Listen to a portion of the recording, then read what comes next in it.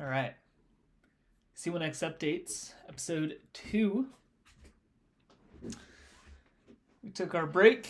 Now we're back working on some deep stats. That's what I'm calling it right now for C1x.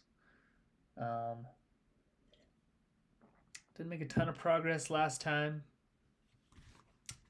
Trying to get back into the swing of filming these. Just because I do still like the idea of kind of documenting the building of this whole app. Might be fun to go look back on at some point. I've got a lot of different directions I can do work in today and for days in the future. Can work on implementing more of the setting side of things, making sure that all the toggles are set up, that you can enable and disable them, and that actually works. I can start to just improve the looks of some of these widgets. Or we could dive into the logging in general. I think that the most important thing to me right now is getting this to look good. Previously, when building all apps and including C1x, I definitely prioritized functionality and then went in and made things look good after the fact. And that definitely, I think, worked well. I'm really happy in general with the way the app looks right now. But at this point, the aesthetic part of this deep stats, and not even just the aesthetic of it, but just how simple and intuitive the functionality is I think it feels almost as important as what the features actually do. I may be totally off base there. But I'm going to try, I think, and start with making this look a little bit better.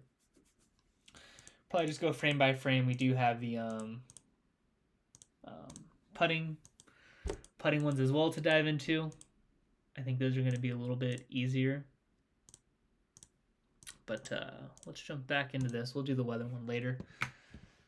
Try and take care of these throwing ones first. Let me jump over here. C1x to-do list. Yeah, that's fine. Did I? Yeah, I kind of had ideas for this. Okay, so to start with, I'm going to modify these buttons a little bit. Let's go to throw type. So this is the file where I build those buttons at.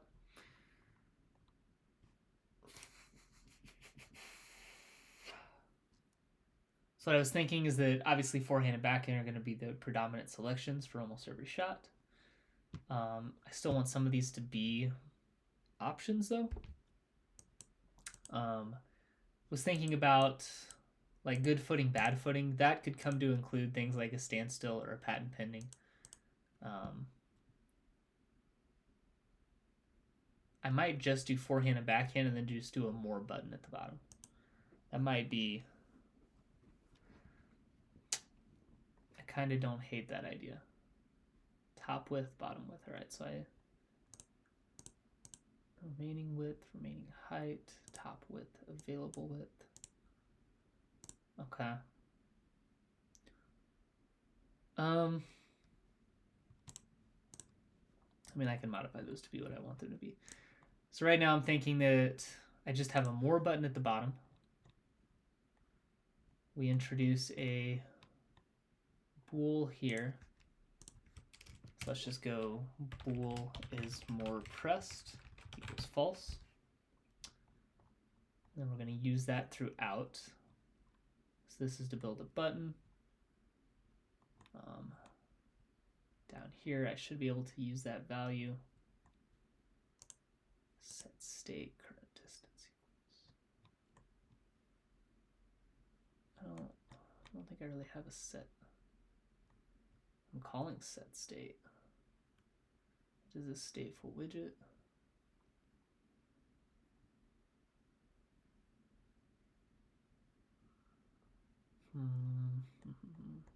It does seem to work as intended though.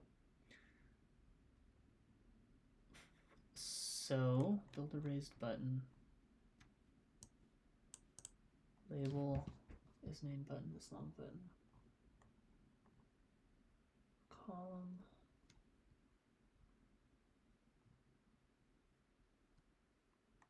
then what happens? Am I calling set state in here? Is pressed, child, on tap down.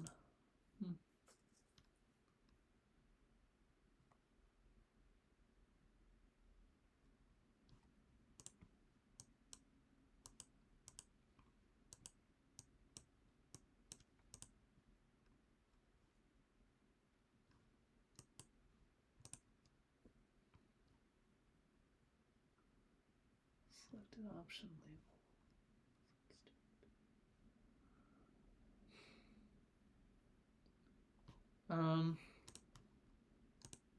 So I'm trying to think. I want this more button to then pop up additional buttons. That's what I'm going for here.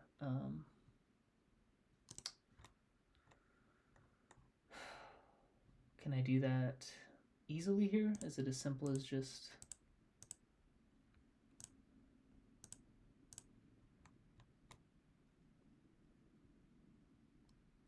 it might be string.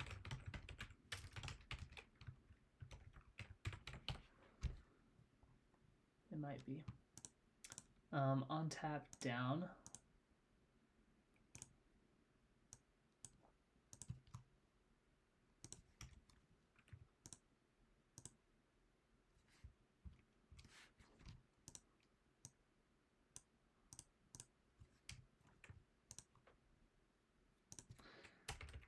Trying to put this into a function that makes a little bit more sense to me.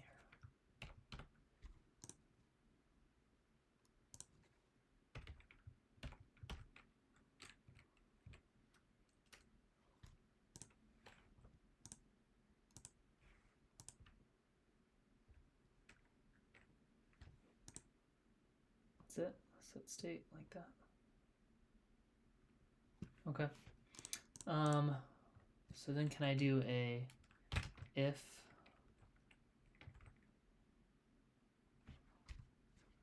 label equals more label is more pressed equals true. Else is more pressed equals true. So that might work. And then the thought process is that down here, that is a set state. Maybe I can get away with it here too. Let's try it. So sizing, instead of what I have currently, top, main, and bottom height. So I'm going to get rid of all of these, just so remaining. Available height minus distance card. That works actually. Okay. So final. Main height is equal to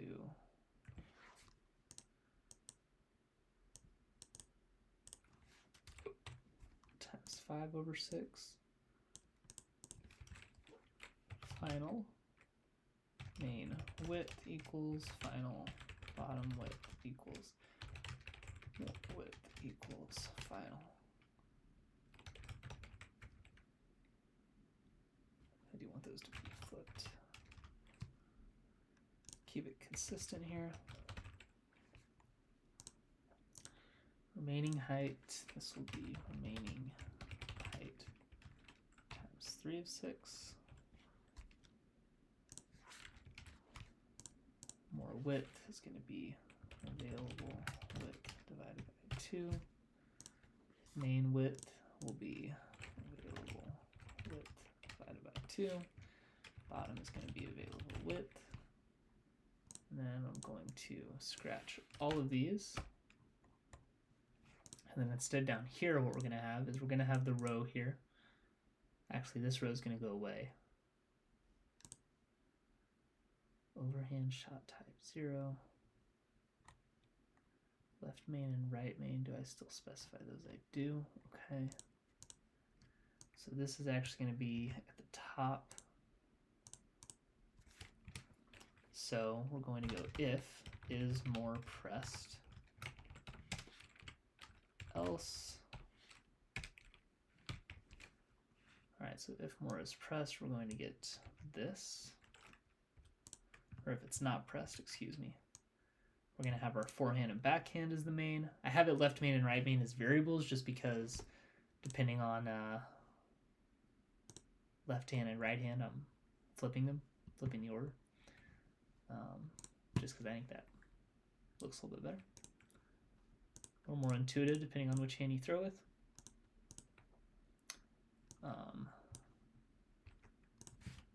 And otherwise, we're going to have a build raised button. This is going to be more label. Main width, main height. This is going to be bottom width. Bottom width. And bottom height. What are those last two values? Is long button, is a main button. Am I actually using those? Is main button.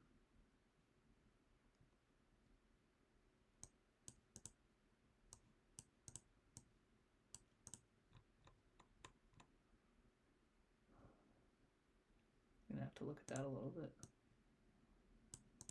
Is pressed. Do I ever use that?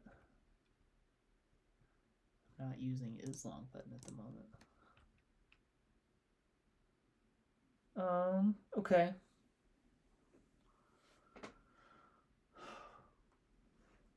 Let's I don't really want to scratch them at the moment. We'll get rid of those. We'll get rid of those.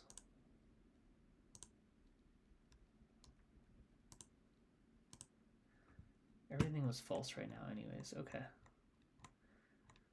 I'm going to have to redo this a little bit, but that's okay. Let's just get rid of that pool for the moment. Everywhere I use it is main button. Let's just grab this height.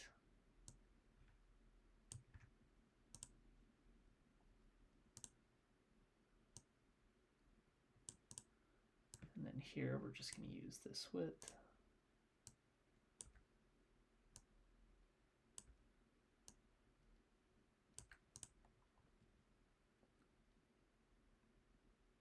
Font size, let's just try 30.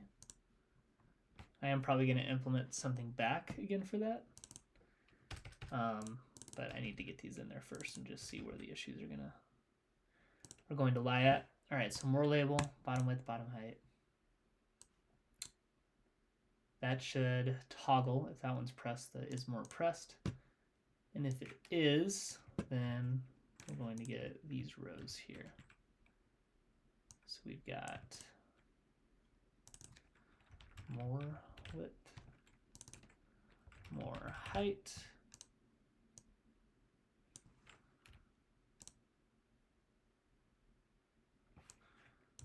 Just copy that. All right, so overhand shot type. I'm not going to do footing. So overhand can mean tomahawk or thumber. I don't really care about that at the moment. If I get a lot of feedback from people that really want the difference, then maybe I track it.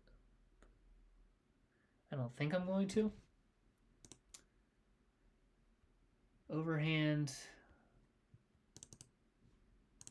So we got forehand, we got backhand, we got overhand. I can throw putt in there.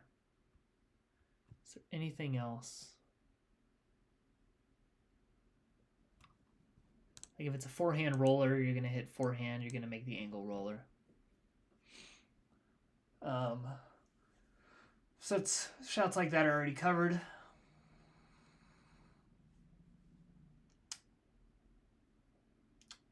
Do I really just have those two buttons right now? Is that?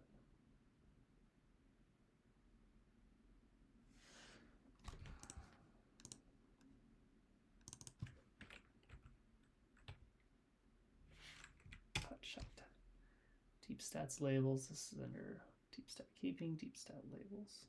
Okay. Let's take a peek at this real quick. Putt shot type. Yeah. So if we do this, then I think right now I'm just going to throw a couple of blanks in there, and we'll see what that does for me. Yeah. More width, more height. Else we get this, then this row goes away. And then so does this one. Okay, let's give it a quick reset there, see if that works. So the idea is that we now get forehand, backhand, and a more button. If you hit more, then those two shot types pop up. That's the thought. That's what we're trying to do at least. Okay. Interesting.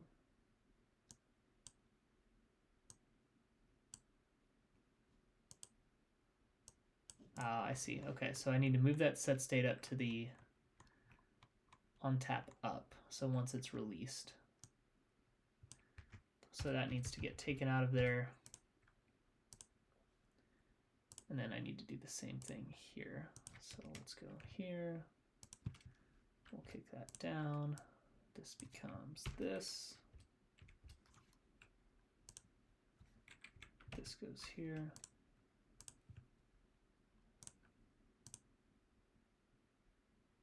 I like this structure so much better. It just is what I use elsewhere. It makes sense to me. And then yeah.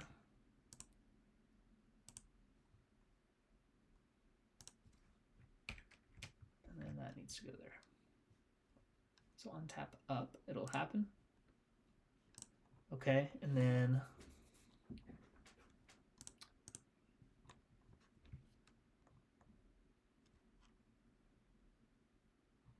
what I can probably do is back. Okay, let's try that again. So I think that's going to fix kind of the clunkiness of how that was working. Let's find out.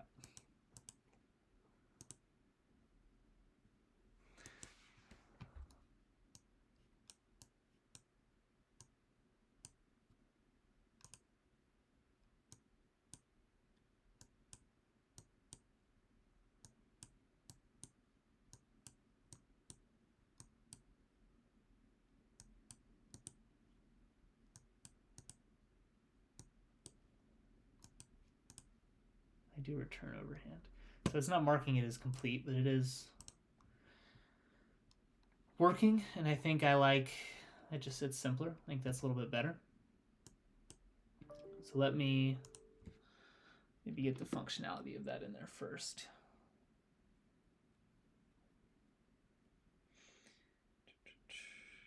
Getting distracted here.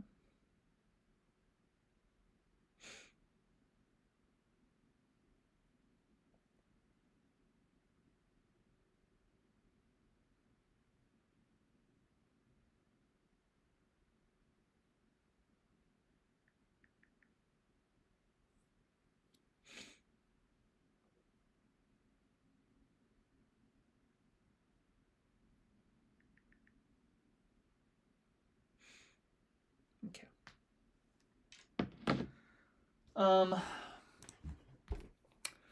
So what is causing the color to change here? I have to remind myself, left main, which is left hand. Here we go. Select option label is selected.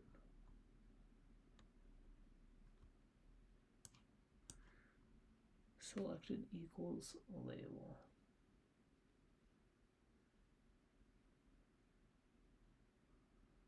Set state, select option. Set state selected equals label.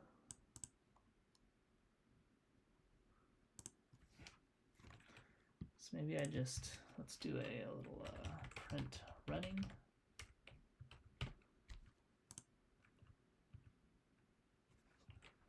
Print label.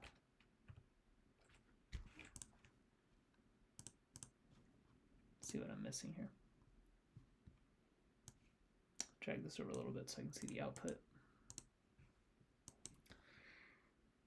All right, so if I select forehand, I get label equals FH, and we go to the next one. If I go more and I do this,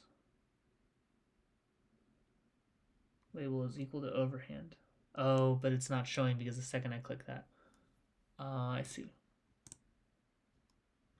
Okay, so I think the issue is just every time I hit more again, it's making the selected option more and not what it was. So we should just need to update this to if label is not equal to more label. And then select option goes in there. So I'm not updating selected if more is what was tapped. All right, let's go check that. So what I want to have happen is I select overhand. It goes back to the menu.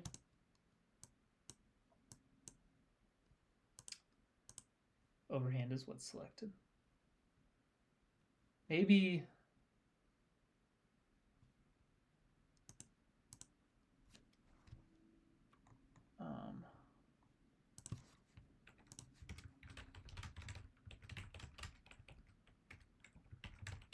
make this a little more intuitive. So now whenever you select overhand, it goes back to this menu. I'm going to try and disable that. We're going to actually make this a legit back button. Back.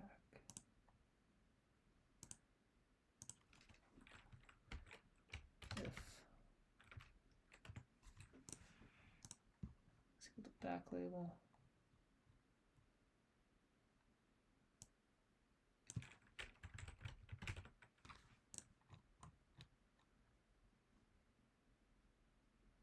Easy enough.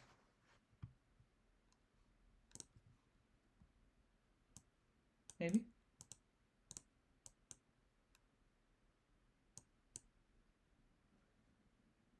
That one is, because that's what selected is equal to.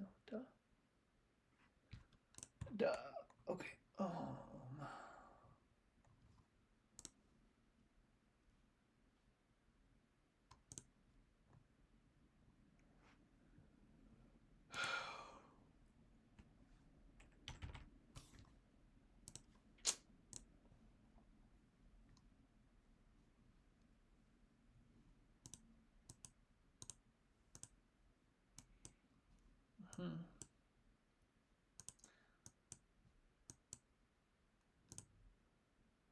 Ooh, that did select it though. Okay, so we just need to update that call as well. It's not equal to more label, and label is not equal to back label. There we go. Can't select back. Okay.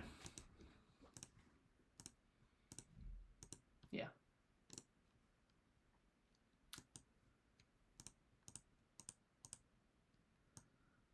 I like the way this is looking. I think this is better. I'm going to need to update the intuitiveness is better. We'll need to update these push downs and the container sizes a little bit, but that is close, I think.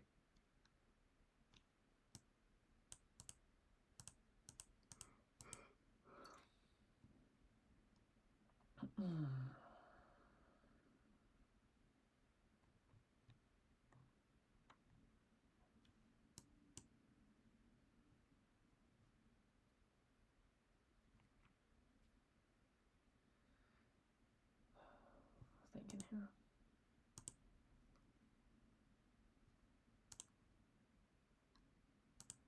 I could just make them all like the more button. That would simplify this a little bit.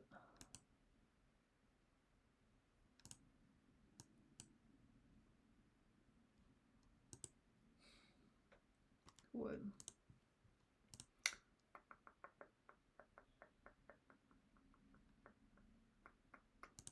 Maybe we try that.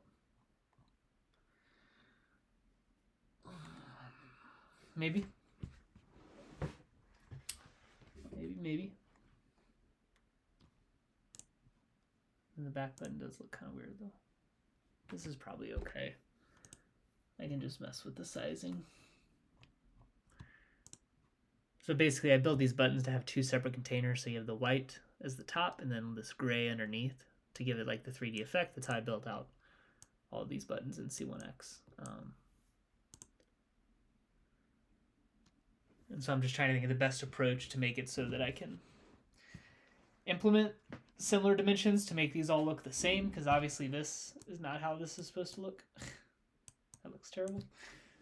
While also making it scalable if I decide to add more. Excuse me. Add more buttons or something. But maybe I just suck it up and code them all in. These ones are close. The rest of them are not so much.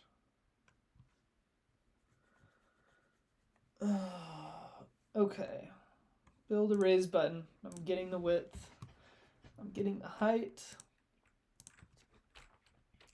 So let's add these back in. Bool is main button.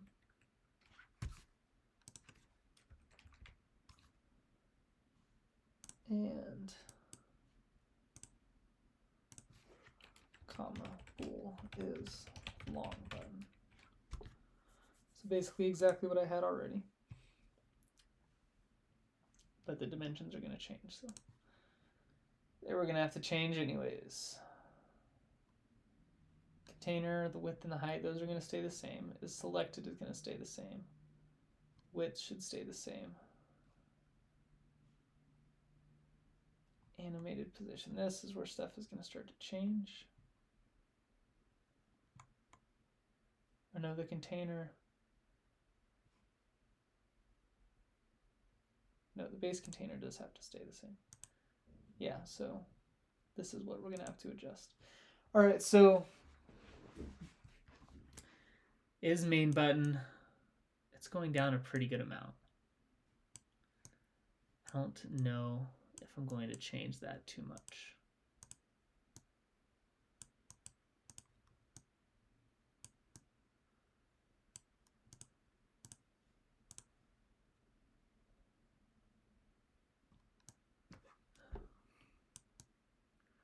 I think it's more so just I would like for it to be a little bit higher. Doesn't really need to be for those, but is main button.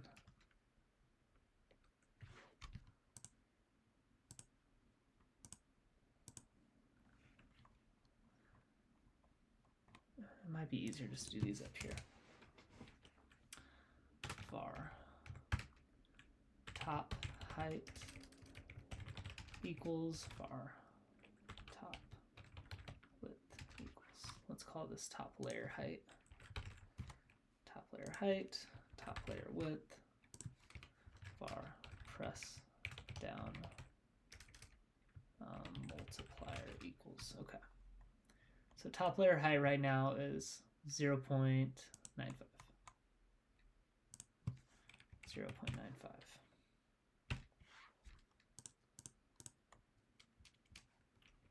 If,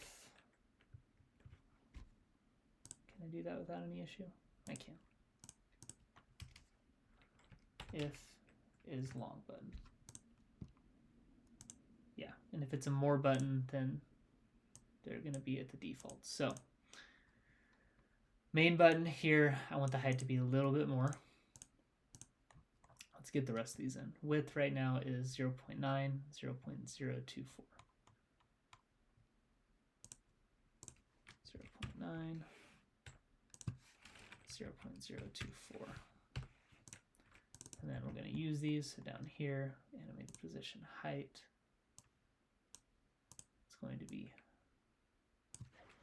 height times top layer height, width times top layer width is pressed height times press down multiplier.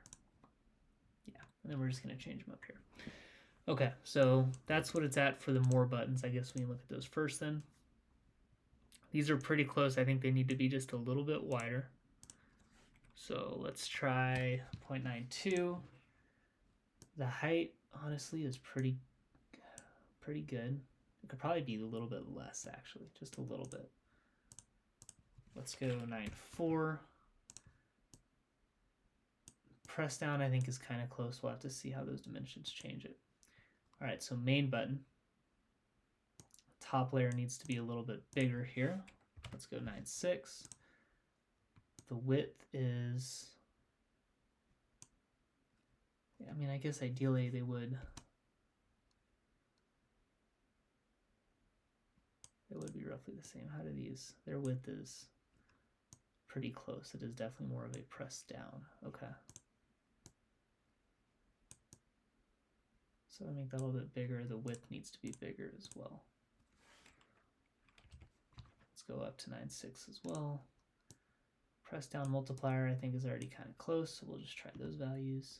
All right, and then long button.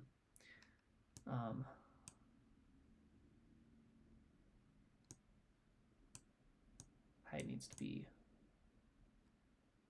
quite a bit less there, I think. So 0.9 might be kind of close. This needs to be much higher. Let's go 0.97. And then press down multiplier. Oh, I didn't update those. I said I was going to leave that the same. So I'm going to do that. Press down multiplier. Let's go. Let's double it just because it's so much more narrow. All right, and I've got some errors down here. Oh, main button and long button. All right. So false, false.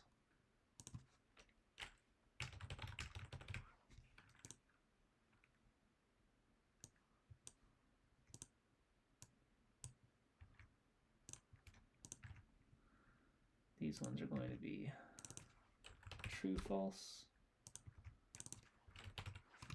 And then this one will be false, true, because it's main button and then long button, right?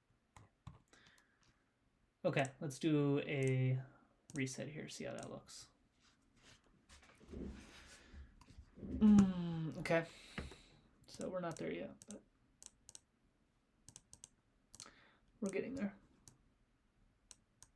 That is good. The width is too much.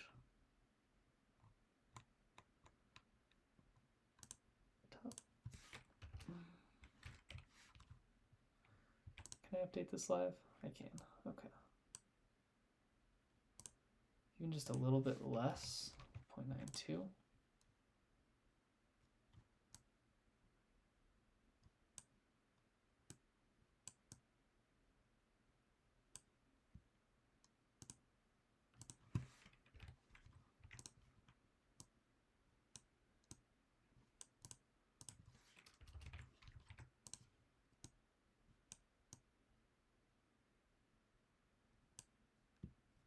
Pretty close. This might have been a little too high. And then this bumps back up.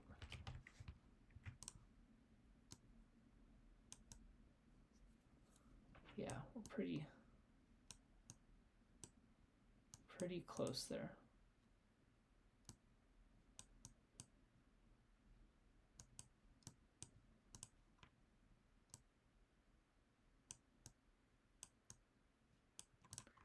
Would be nice if I can, on that animated container, get a border.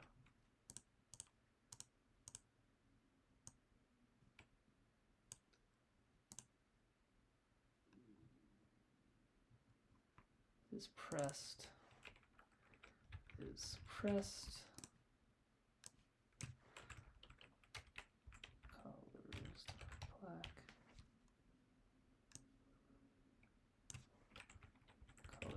Transparent.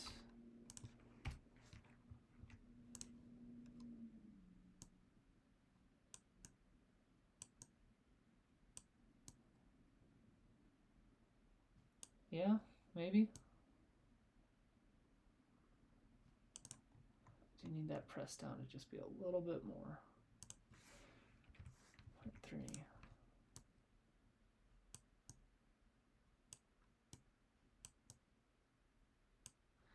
Yeah, okay, now long button. That height still needs to be much less. 0.8. Definitely better. Oh, no, 0.83.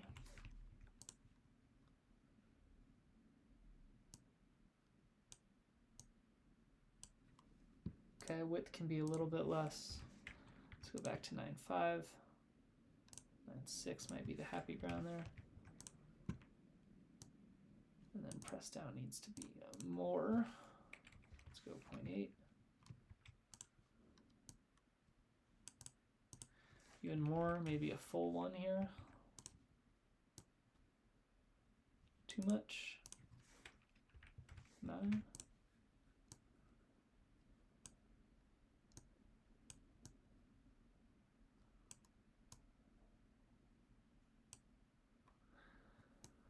All right, what don't I like here? Maybe I make the top a little bit less. If I go back to 0.8.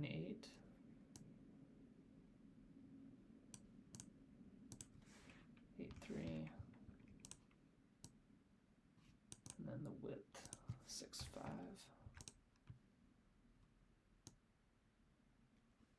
Yeah. Okay.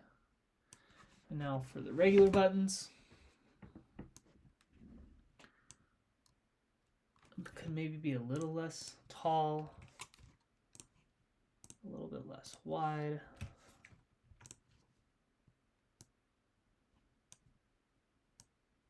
And then if we just make the press down bigger, 0.3.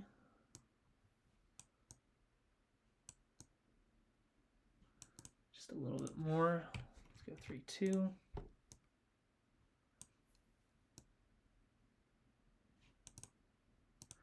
Still more, 3.5. Yeah. Trying to make it so that the gaps at the top and the bottom here, when pressed down, I guess there's not really a good way for me to do it, but like this gap where the mouse is at, and then this gap where the mouse is at are pretty symmetric, and they are. But with that change, the width could even be a little bit more, 9.15.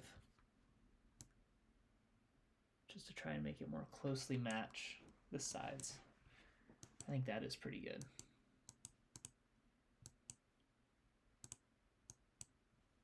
Yeah. Don't have anything here yet. Let's change those dots to a question mark just to make it really obvious to myself that that's something that I either need to figure out or get rid of. But back will work. Back should probably just be an arrow. Yeah. You'll probably do that pretty easily up here.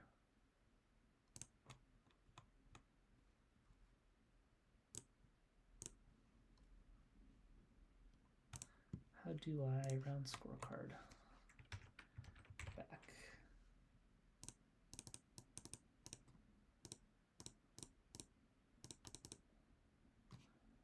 Icons, arrow back.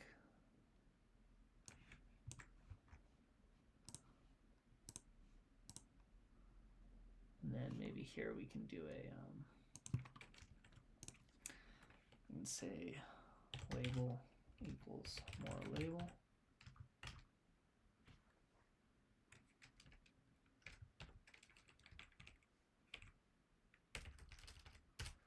Throw that there, and then I go icon.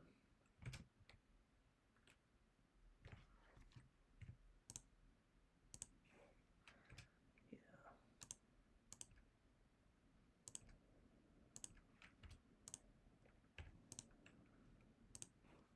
None of that.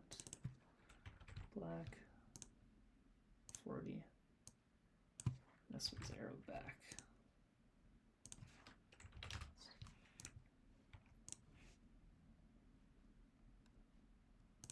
Oh, not more label.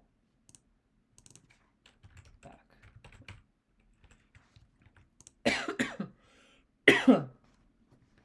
There we go. Excuse me. Make that even bigger, maybe?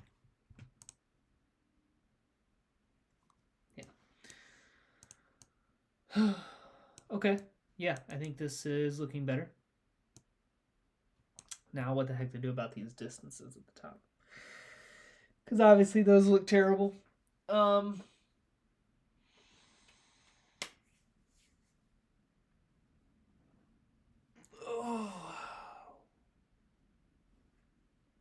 simple as possible.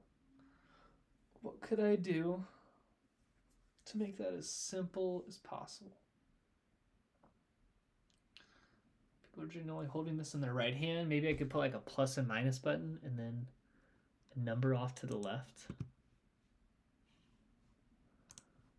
Let's go ahead and pop ChatGPT open here because it's gonna get some use for sure.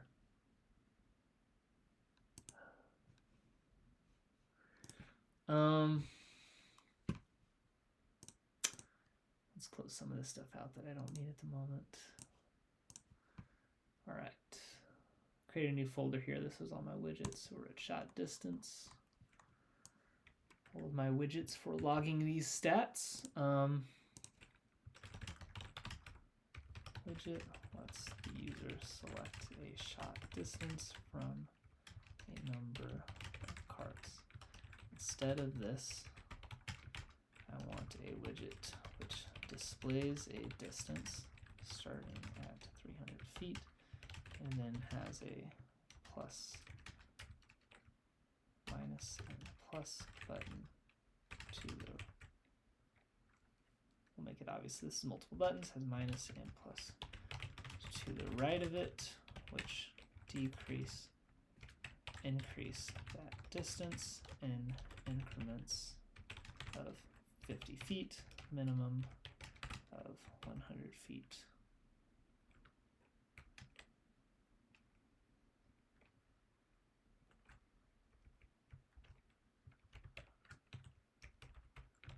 And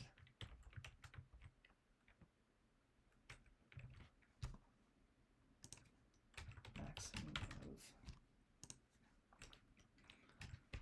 update.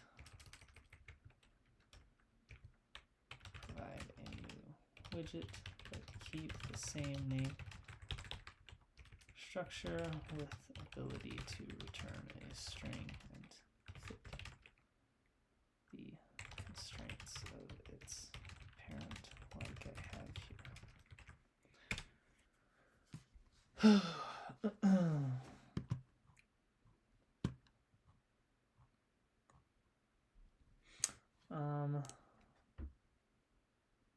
Yeah, so goal is distance over here, plus and minus button over here to increment that. Maybe that would be smoother. You can try it.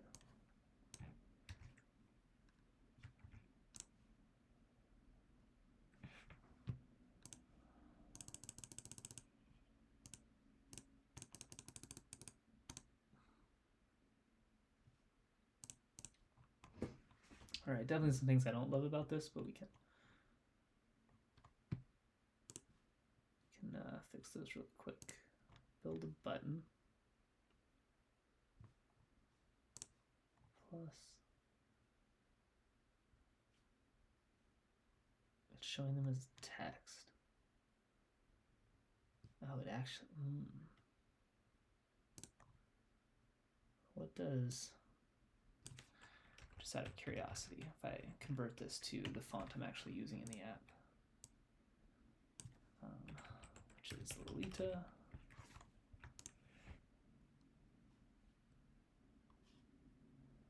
I'd rather them be buttons. Yeah, so let's just get rid of this. Let's go icon.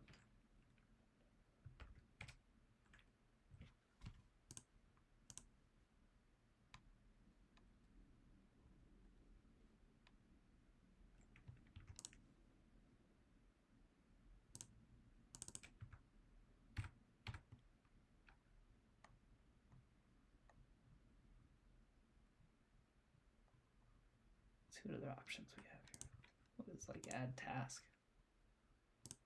No. Add a photo. I was just wondering if there was something that looked a little bit better. Add circle rounded.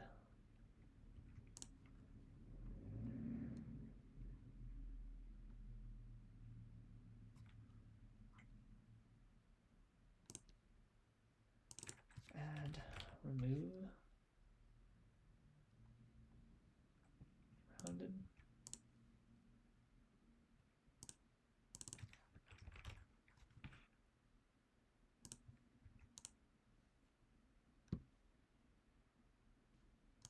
Those are probably a little extra.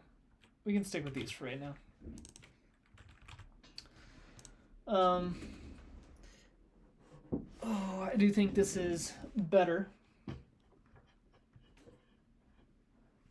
But I do want these to go next to each other. So first we're gonna make that happen. I don't want them spaced evenly. What does that layout get me? Yeah, there is a little bit of a buffer there.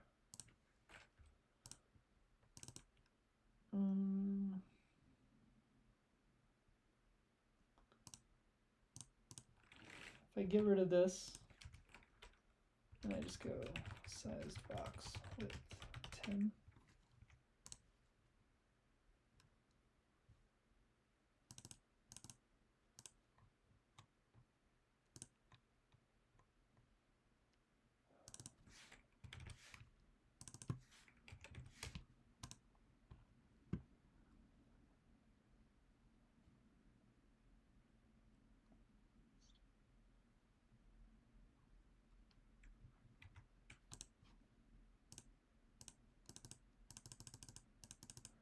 That's probably going to require a refresh. That is, like, it's not perfect. Definitely not trying to say that it's perfect, but I don't feel like it is terrible at the moment. You know, 30 font family, Lolita, color, not theme.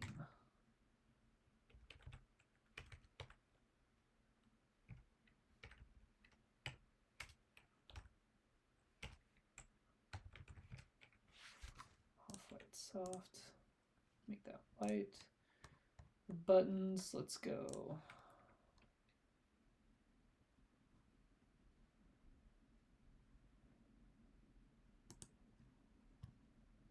These should probably be under the style presets.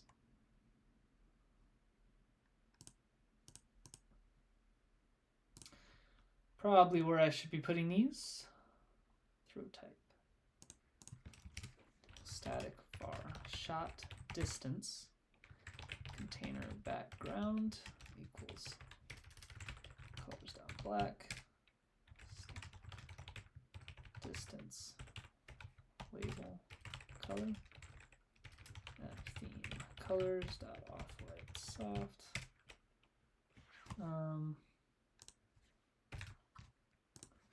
Static var shot distance button background equals, what color do I want them to be?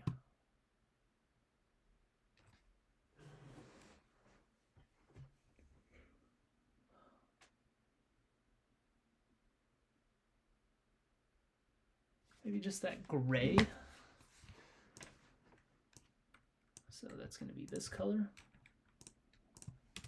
Static var shot distance button label color. Black, and then we'll go here and actually use all of those colors. All right, so container, this is going to be deep stats colors dot shot distance container background.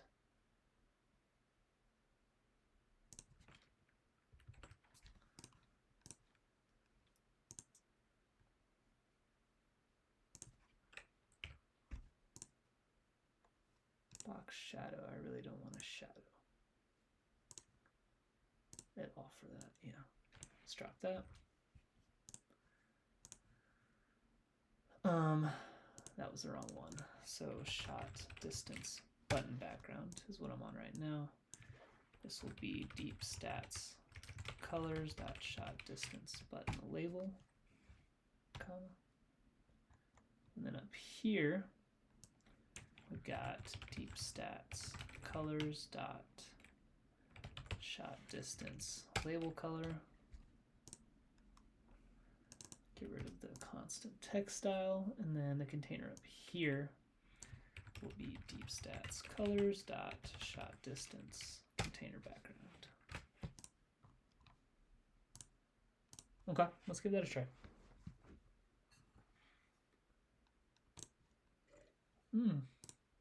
That was looking better.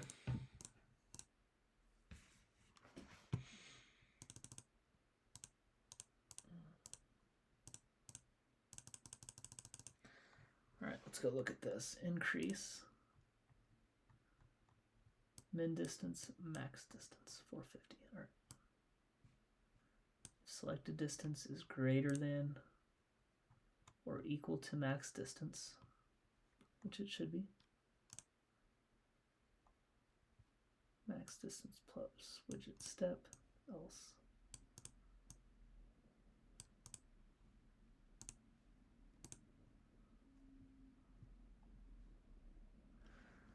All right, we're actually gonna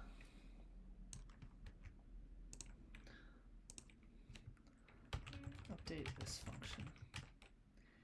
My min is 100 feet, so the increment should go from 150 directly to 100.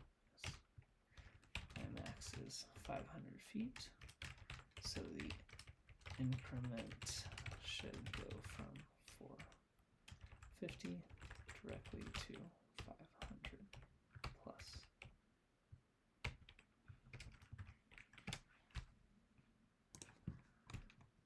So it's going to involve me updating these. 500. I'm not passing max distance. Just unchanged. Yeah. Okay.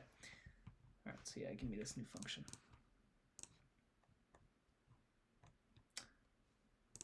Void update distance.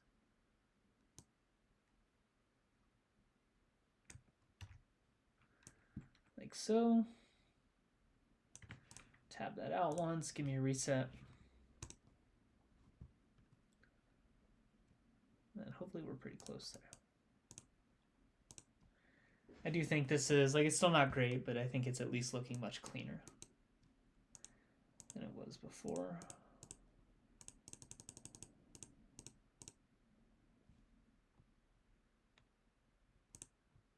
Where are we adding the plus and the minus here?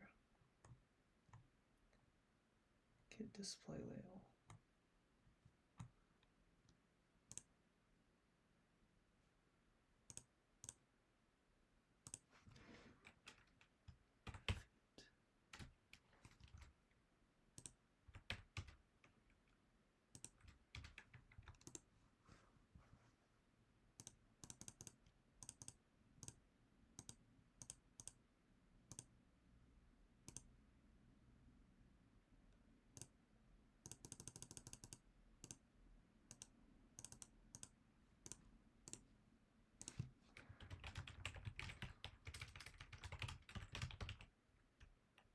Get to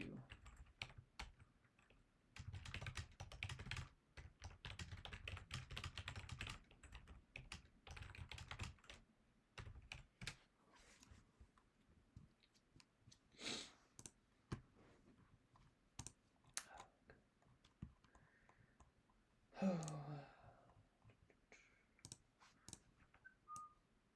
right, we should be good now. I'm gonna do one more reset just to verify, but I think this is at least going to function as I want it to, with the exception of the autocomplete and moving to the right, which we will fix eventually, but not the focus at the moment. It's fine, go back. Perfect. Now how do I make required initial selection? Was I already passing that? Putting distance, category.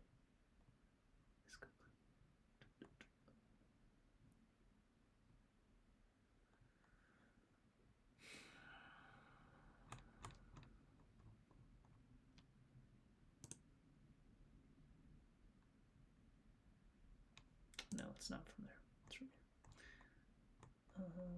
Container. These are buttons. And distance. Current distance into feet.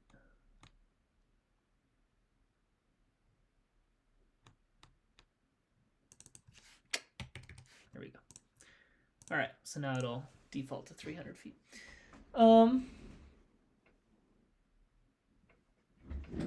It is not perfect, but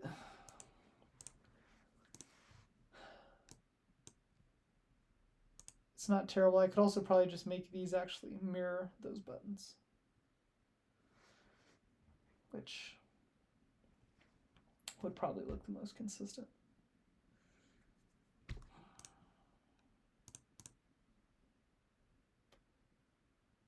Probably would.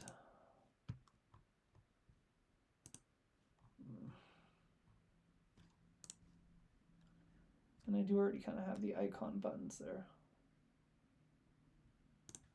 Do I specify sizes for those button designs? Go away.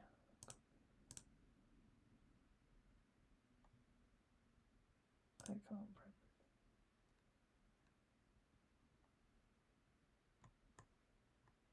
No, I do pass screen width and height. Okay. It should probably be its own button. And I could just update the colors.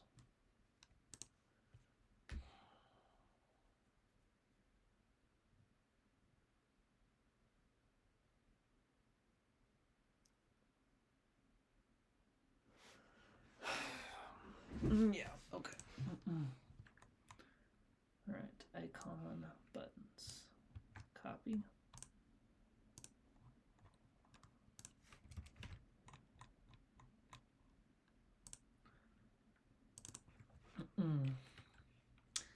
Logging icon button. Logging icon button. Logging.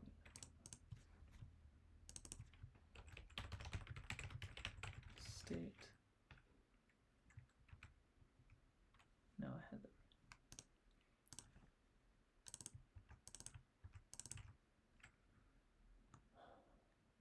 Okay.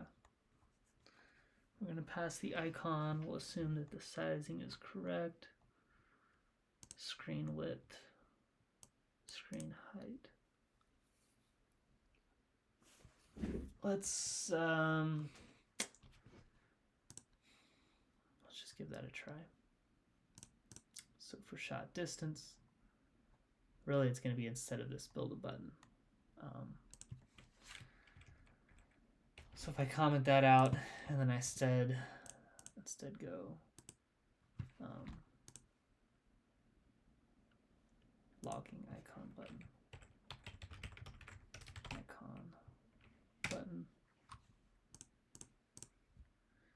and we throw the comma there.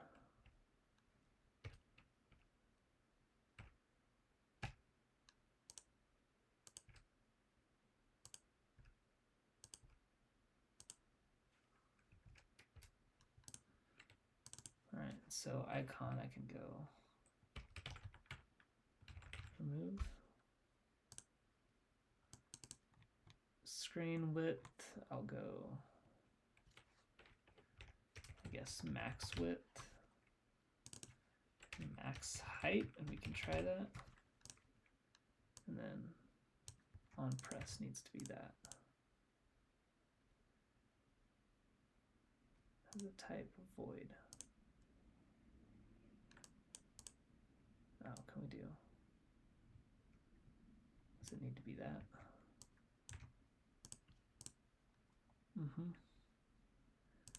Okay, let's do a reset, see what that gets me.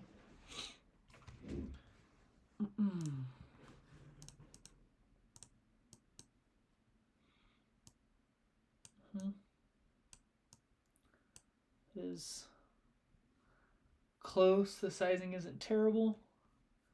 We can make it a little bit bigger, but I like the direction that's going in at least. Does it work?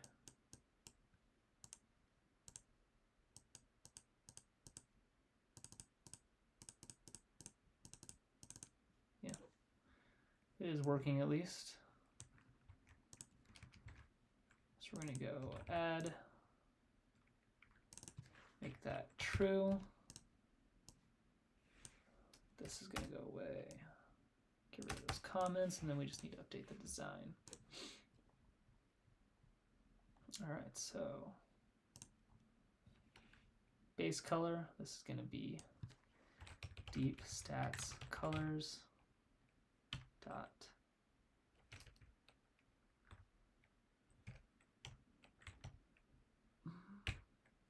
throw type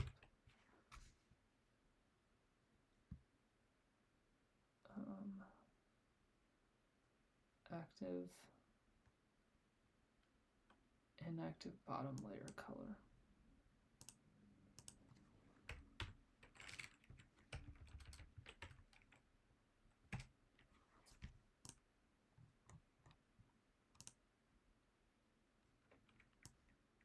Come on.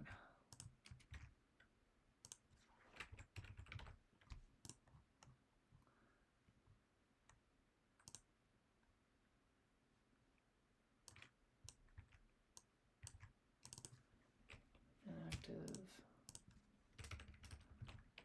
top layer color.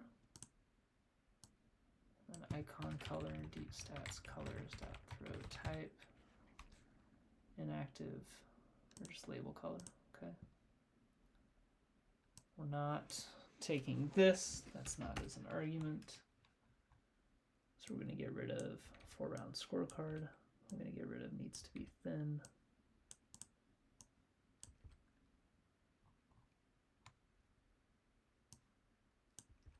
Okay.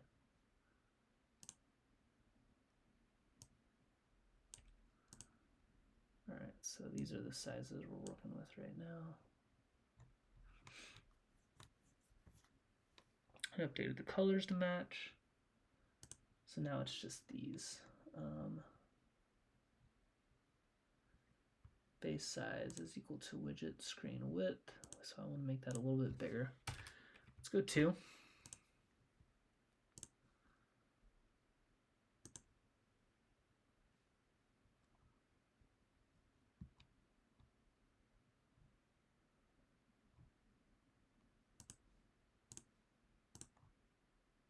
Top size is what I use there. I use press offset.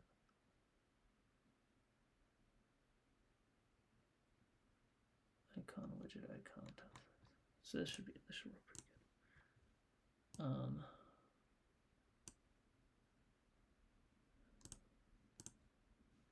Let's just update it with this and see.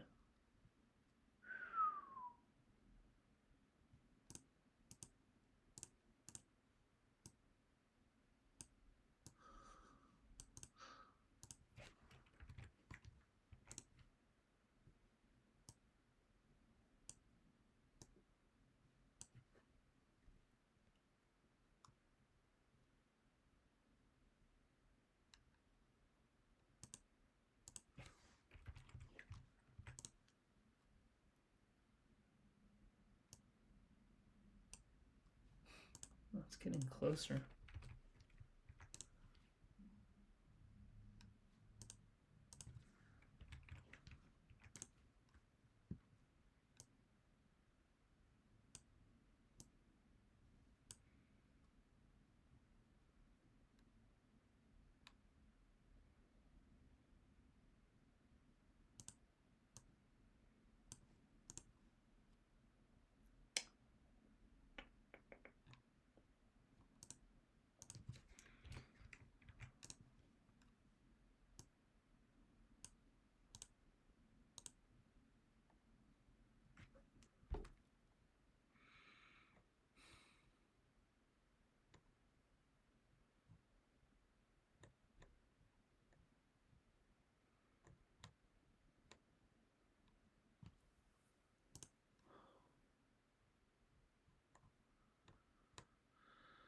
Throw type, container with height.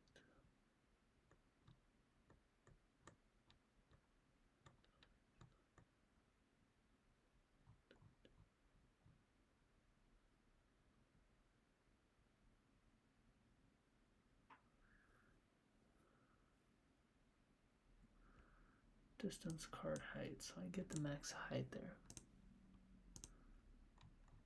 So what I could do here is, I've got the screen height.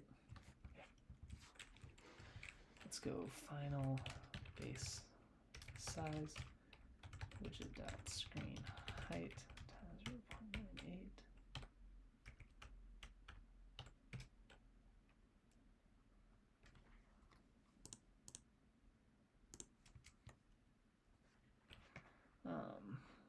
That'll be the base size. Final base size times 0.9, and then press offset, and then let's go use these as I actually intend them to. So this one is going to just be base size. That is just top size.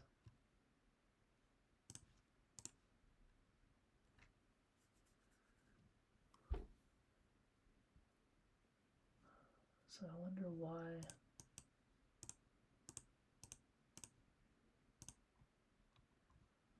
that looks so crazy to me.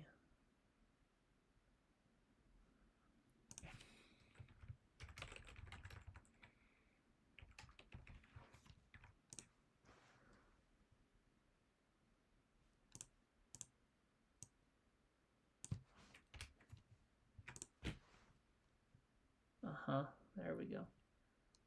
That's where my confusion was. Because I already have a little padding built in there.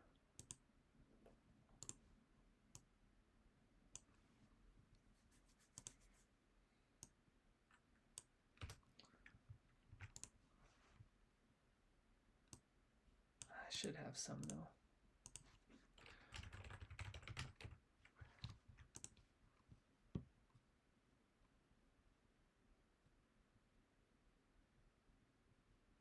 I could also just make it, get rid of that black background. That may not be bad.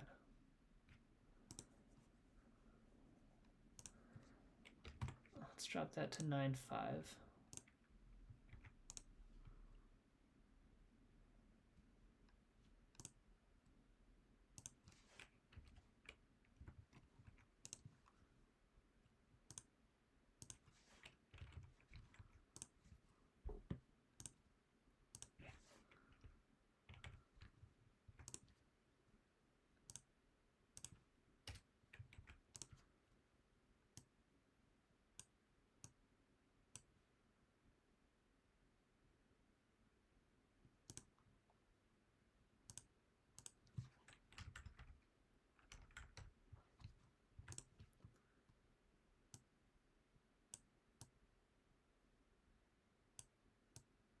Yeah. See the point here?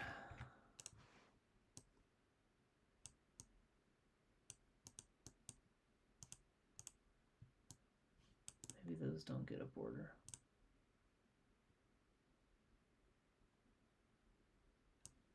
Get rid of the box shadow.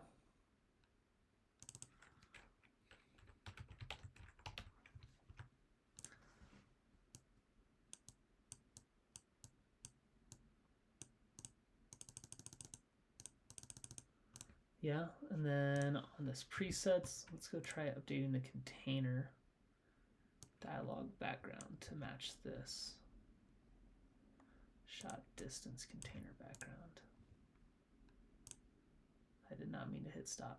Dang it. That's all right. The build's been going pretty fast. Oh. A lot of time just on the first one. I haven't even gotten to the other ones yet. I gotta make it look good though. It's a lot more fun to get the stuff to work when it looks good in the first place. Especially when I already have an existing app that I'm proud of. This is kind of a new experience for me. This is not my first app, but I don't think any of the other ones looked very good. And I just really love the way that C1x looked at launch.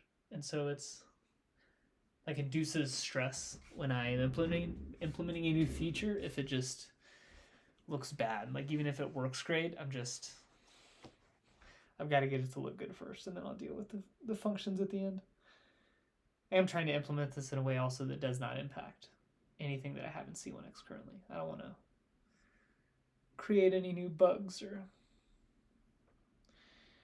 I'm sure I'll create bugs with the detailed stat stuff, but I don't want it to create bugs within what was working previously. That's my hope. That is my hope. Not now. Not now.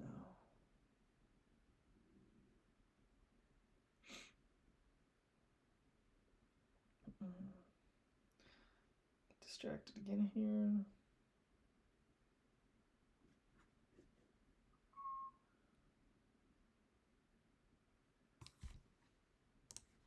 All right, let's go take a peek at this.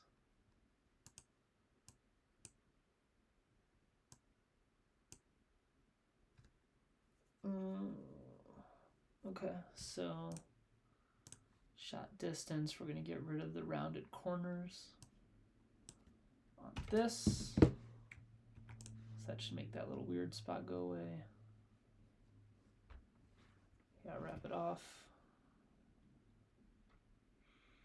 Okay.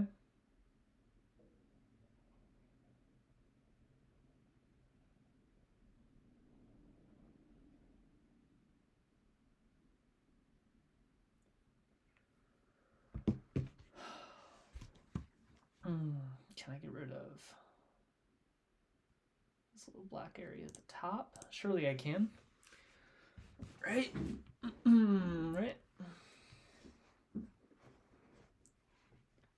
Sized box.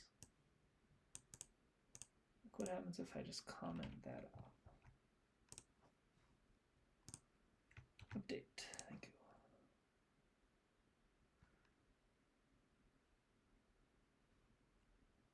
And it pushes to the bottom though.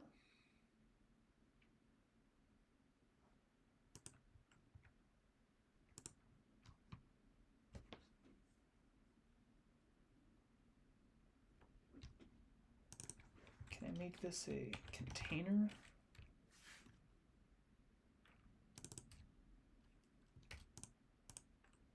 Go height 10. And then give me color. Deep stats colors dot dialog background.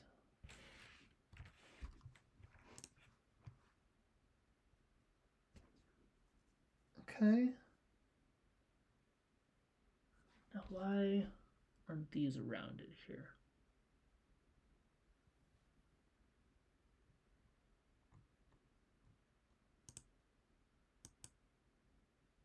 Decoration.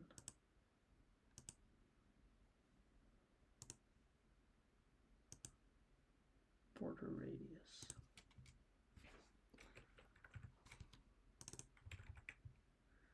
Just to help me see where this border's at. Oh, because it goes all the way up to there. I see. So I'm getting the rounded here, but I'm not getting it here.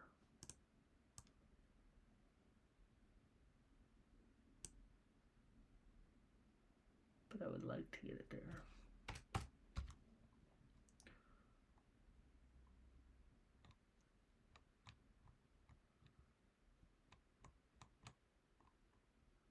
Is that coming through up here? Surely not. No, I don't think so. What is the black background? Throw type container background. Throw type container.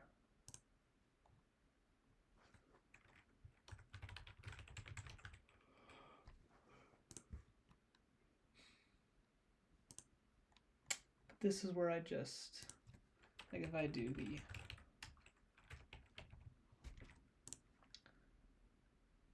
no, I do get that. Okay, so why is that? Why is this not applying then?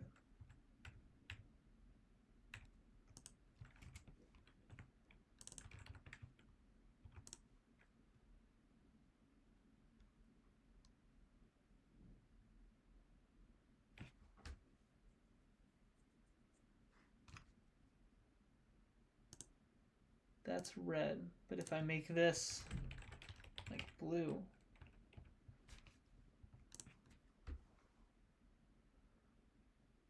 Just because it's getting cut off there.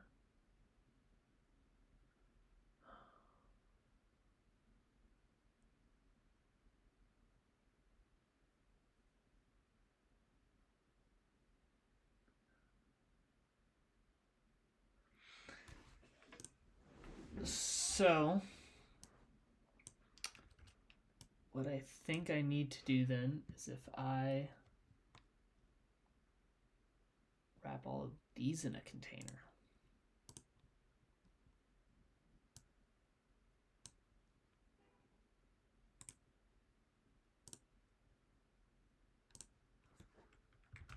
Container.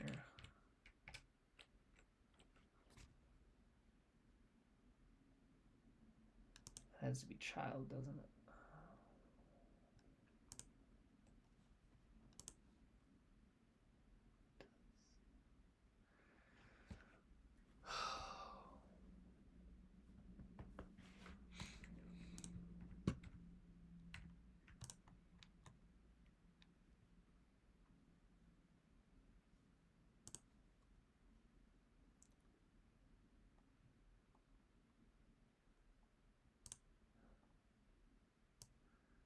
Can I wrap all of this in a column? I don't think so.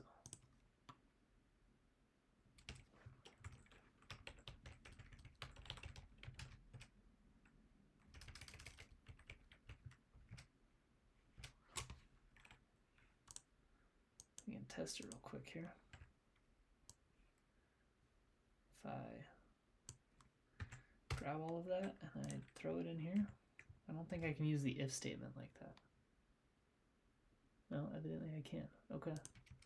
So maybe we try this, and what that'll let me do is then just wrap that column in a container, and then I should be able to get the rounded borders that I want.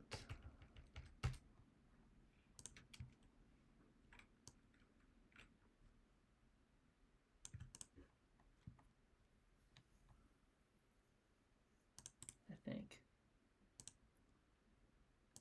Container.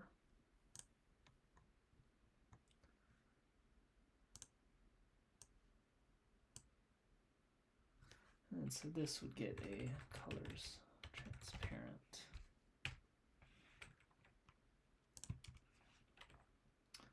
This is going to give me a color deep stats colors dot type container background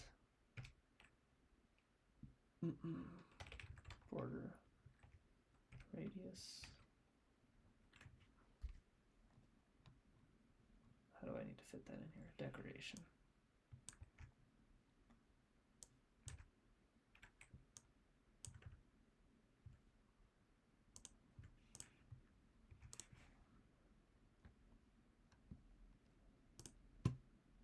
All right, I added some code. Let's do a reset there.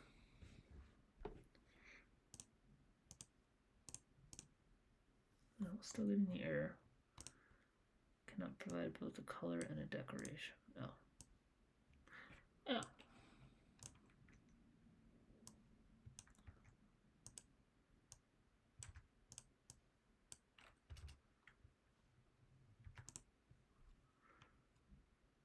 Yeah, there we go. So the whole goal of this was just to get this rounded look here. And mission accomplished. Mission accomplished.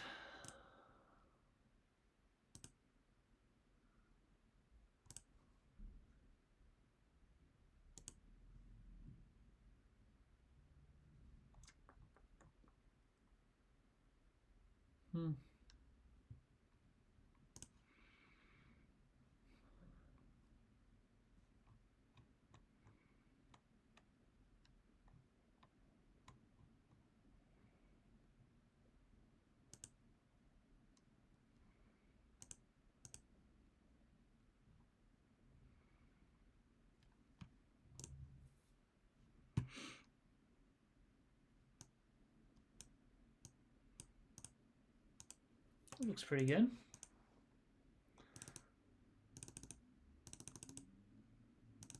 Definitely looks cleaner. I think the text I might make black. So maybe we can do that real quick. Shot distance label color. That will be a colors dot black.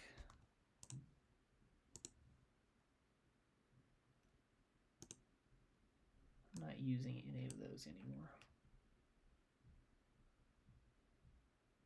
Right? Oh, I am. Oh, and I'm not using this. Yeah.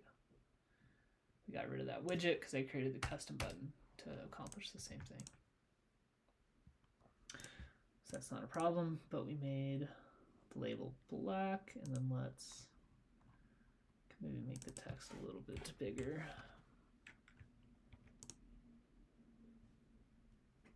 Yeah, and then give me one more reset.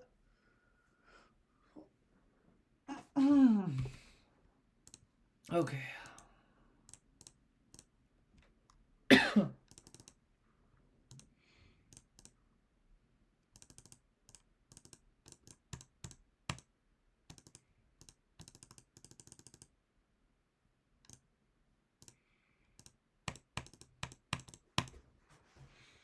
Okay.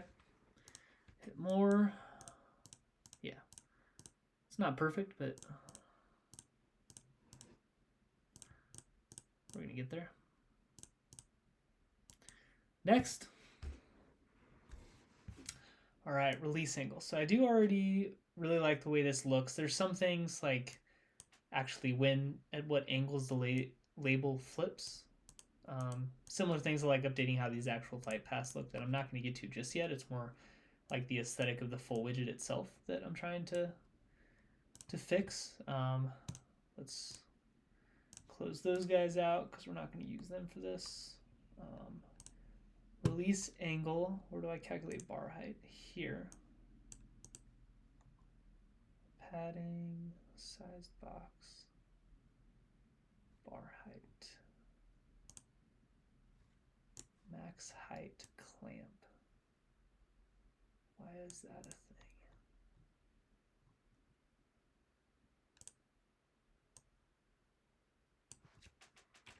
Height times 0.9.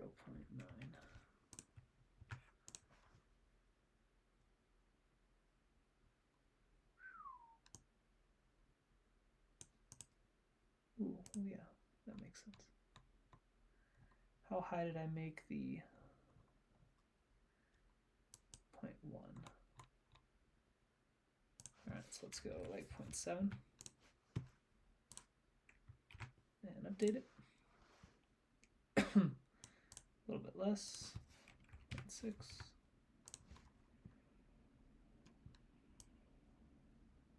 Oh, but it's not actually shifting down at all, so that's my issue.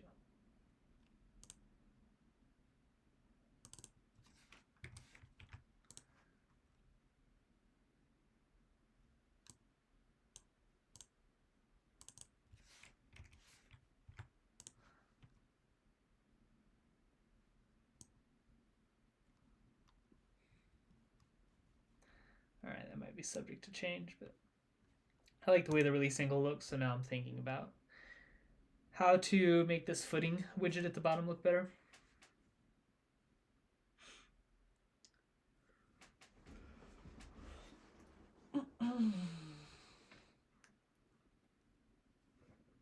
Like in principle, it wouldn't be hard for me to give the ability, because I could just say good footing or bad footing.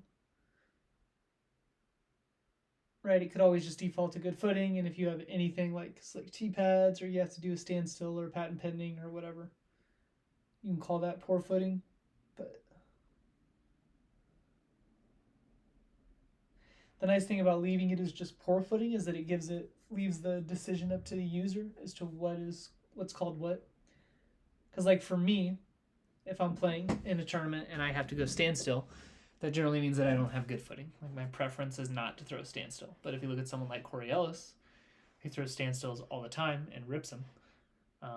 He might do it from the fairway just because he wants to. So he's not going to call that good footing. So it's not necessarily fair to say that standstills, but it wouldn't be bad versus good footing that I'm providing stats on. It's either, do I want to provide stats on bad versus good footing, or do I want to provide stats specific to patent pending, standstill. The issue is that those aren't really bad or good footing. Like that's not really what those are.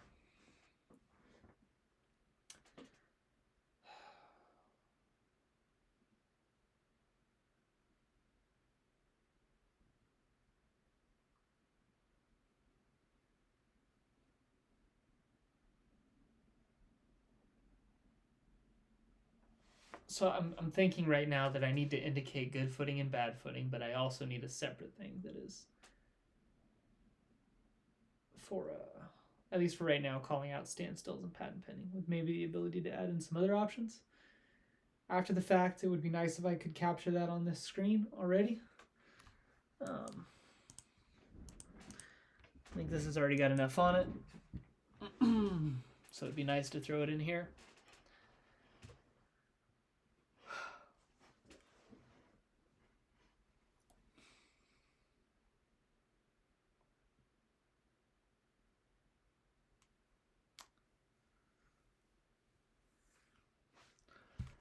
I could make them look just like this.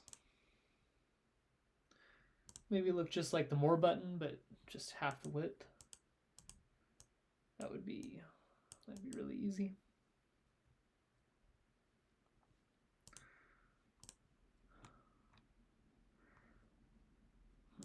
So let's go to throw type. Let me grab build raised button.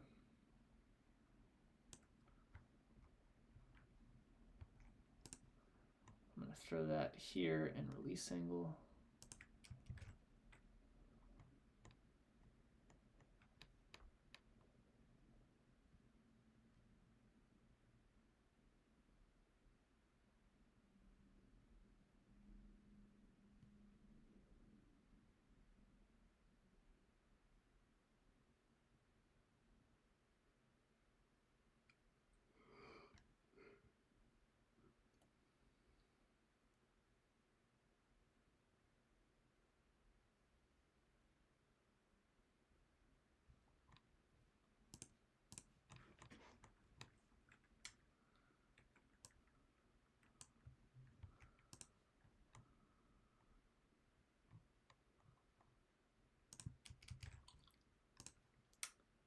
Press map.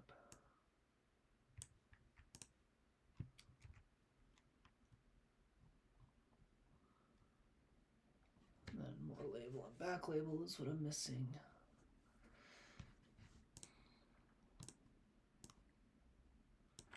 So we can get rid of that. Get rid of that.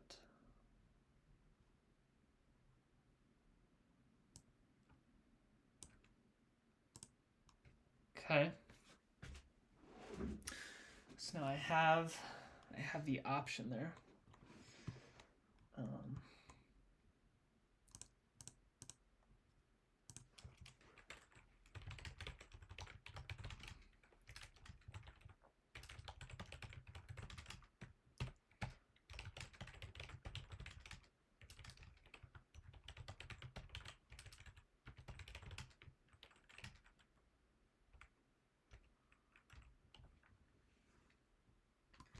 That might be excessive, but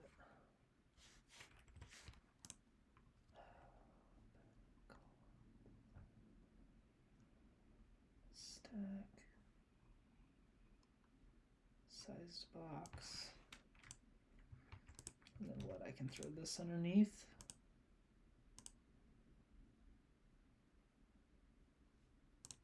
Times 0.1. Yeah.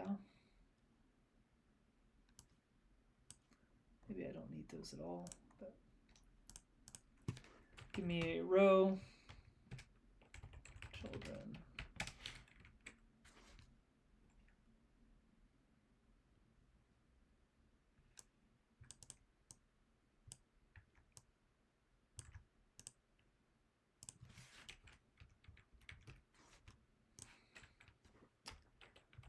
All right, and let's go and build raised button.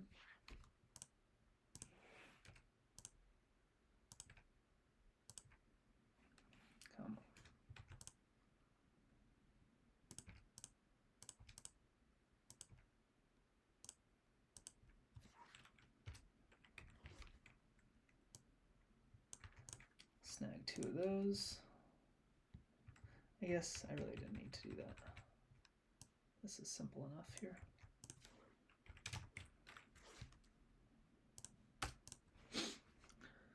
All right, so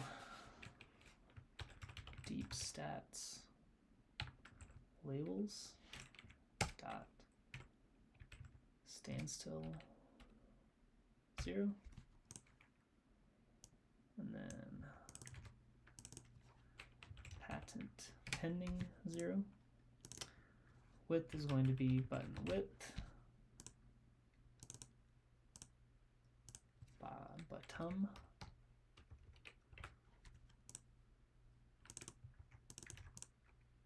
height,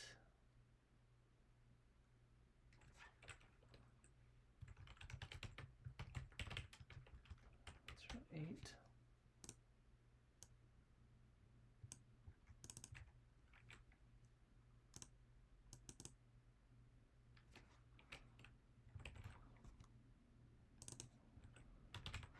True.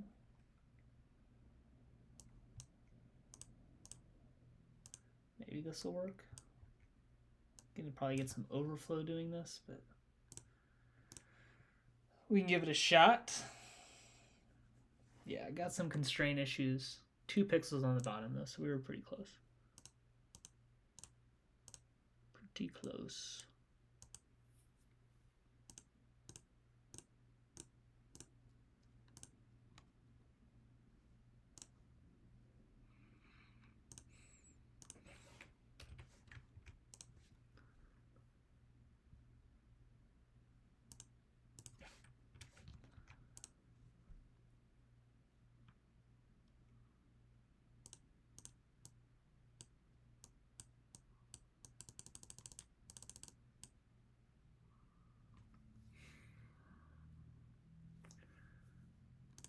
That spacer is causing some issues here, so what if we just go and do that? Come on, give me an update.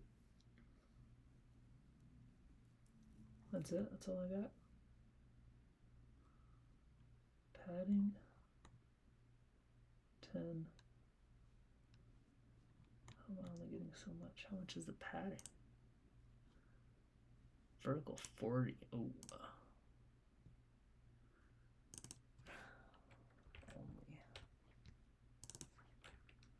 top.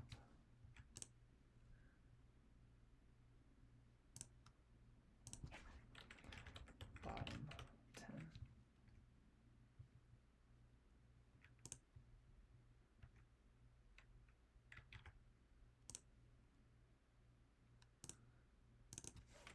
Just a little bit more.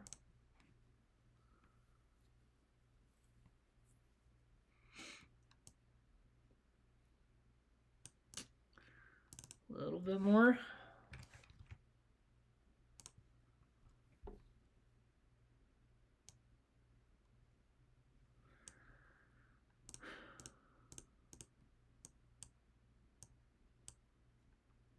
Okay.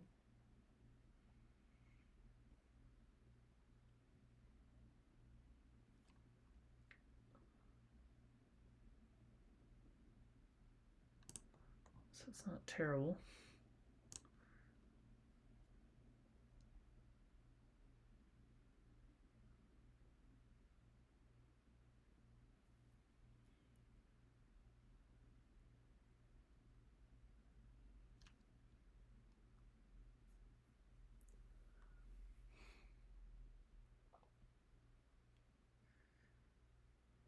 Stand still, patent pending.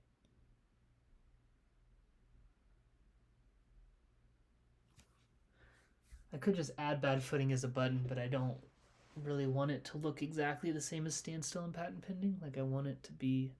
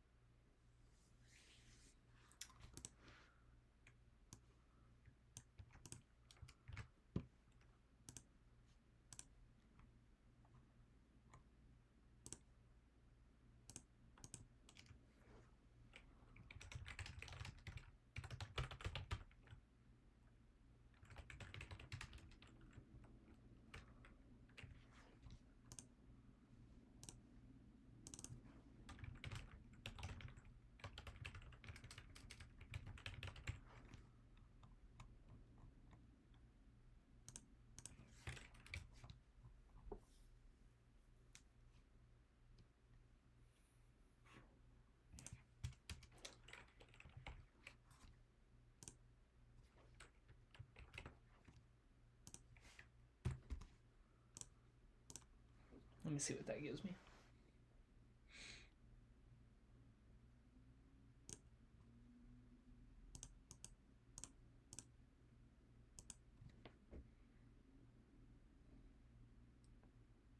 Like, obviously the text isn't fitting, but that aside,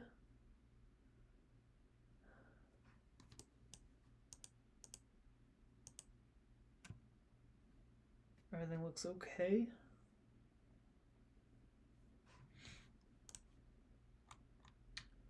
If I go up to the build arrays button, let's drop the text down to 15.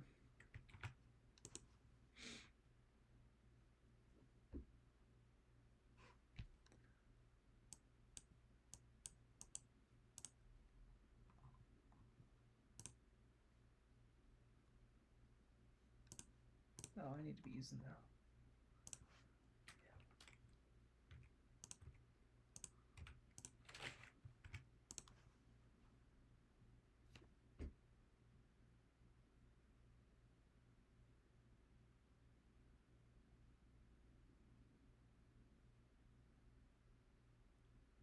Yeah.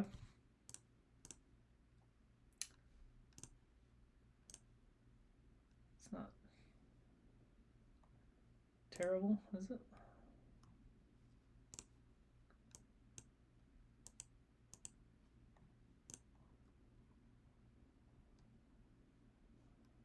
Throw type active releasing.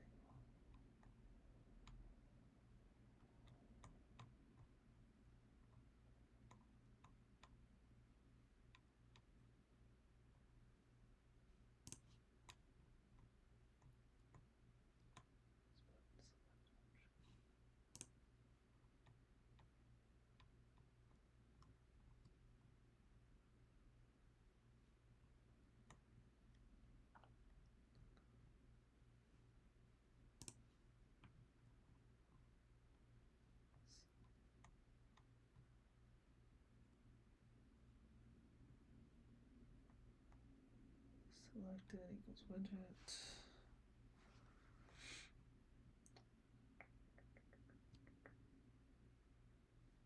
Have that same line. Selected equals label. Pressed map label. Selected.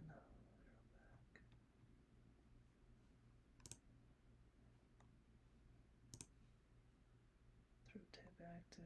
Animated is pressed. Container. Does that all look the same?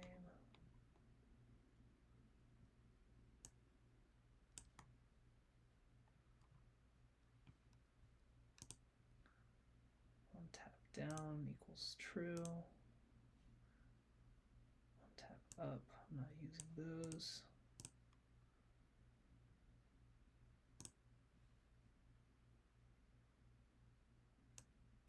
Oh, I am missing this.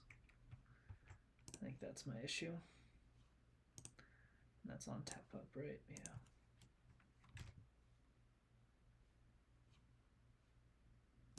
Then I just don't have the select option, so we go grab this. And that's going to go up here.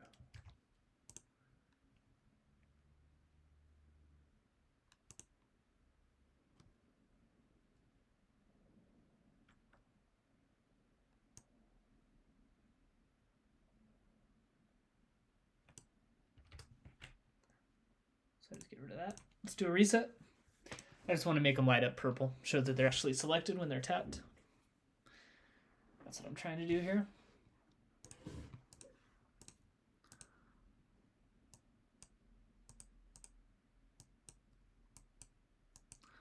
Ta-da.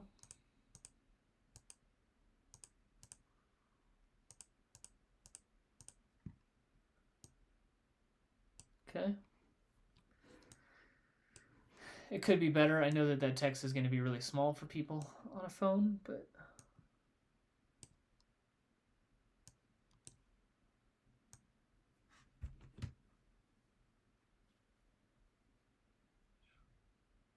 holding the phone up to try and get the perspective right here. Someone's looking at it close. It's not great, but It does look better.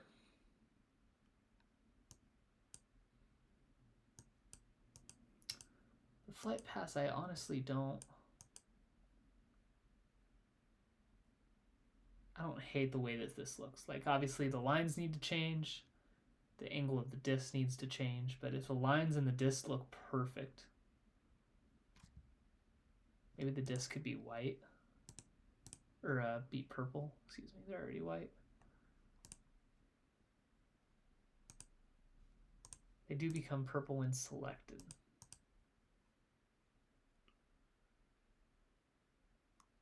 Okay.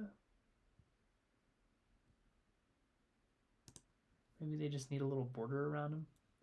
Let's go up to the flight path widget that I have. Where do I draw the disk at? Or do I already, is that a preset?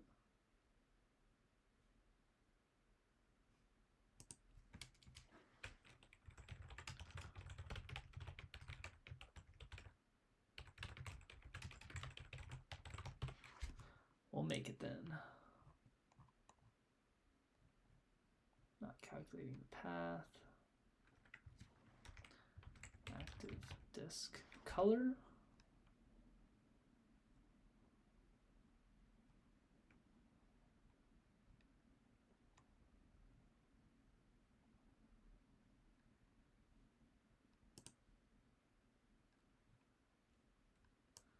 This is going to be a good one to give to ChatGPT here.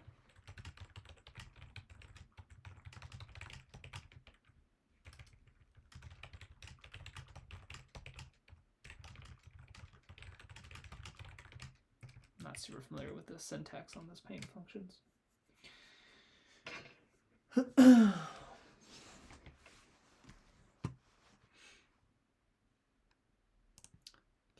draw O.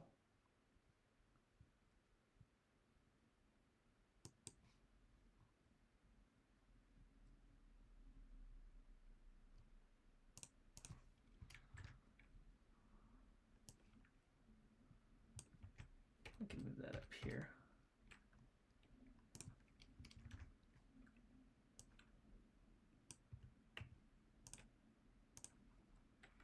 This border. Deep stats colors.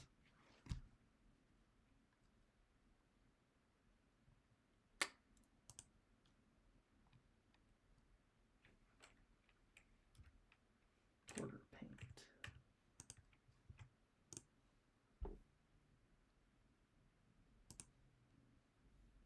All right, do a reset there. So it'll pull the color in.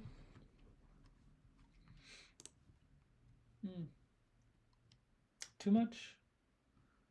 Too much of a border?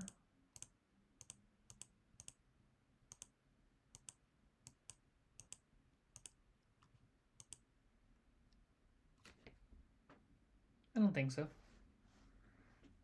At least makes it look a little more clear. Maybe I can make the lines a little bit thicker too.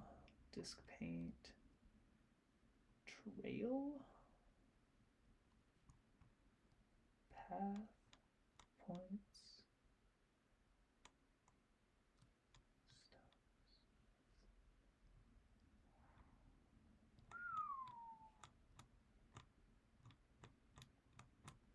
Where do I create that at?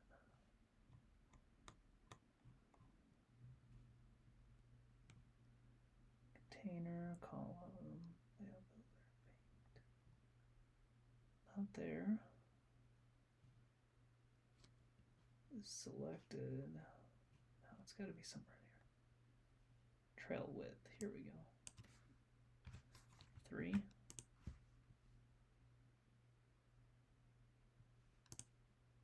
Did they actually get bigger?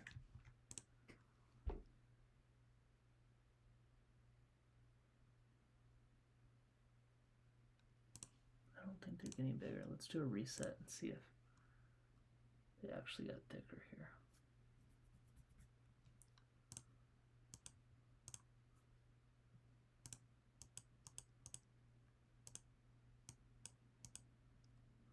Yes, those are definitely thicker.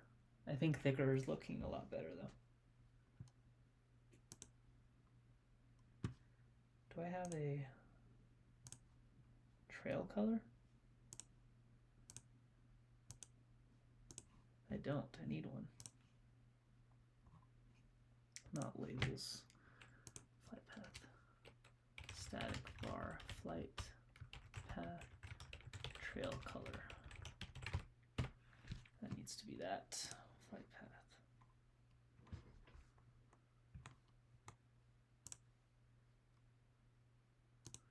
I might be just a little thick. Let's try 4. And then let's do, so these are all, these values are where I'm going to update the lines for each of those flight paths. Let me go find the color here. Horizon paint needs to be flipped. Trail, here we go.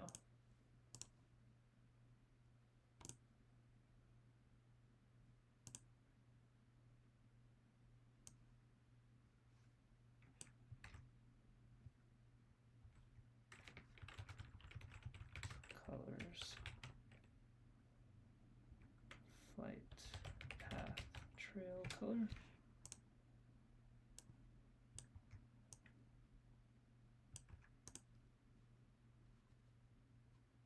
All right, give me a reset there. So a little bit less thick and a black path.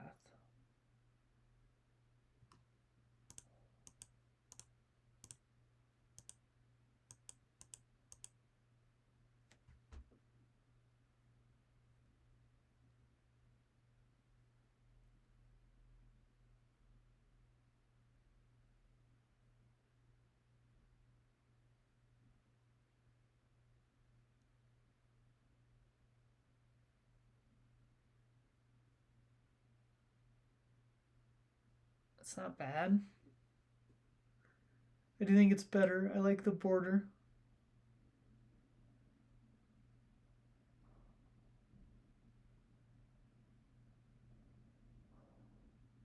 I don't think it's terrible.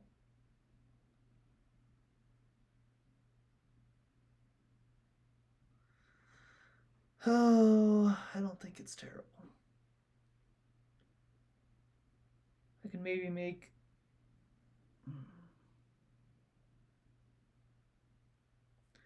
like the text is really small. That's my one struggle right now.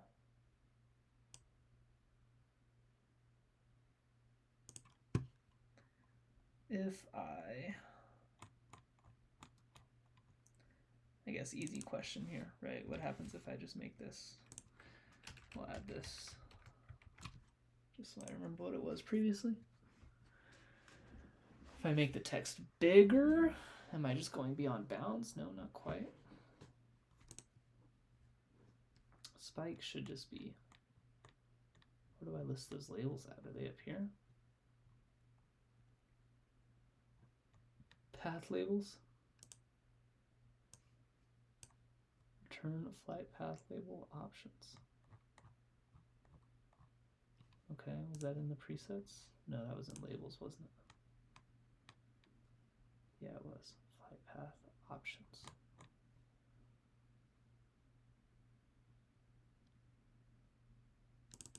Flight path, so that's just going to be spike.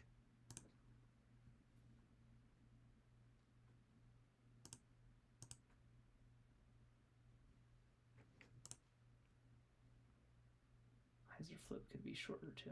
So if I make them shorter, then I think I can make the text even bigger.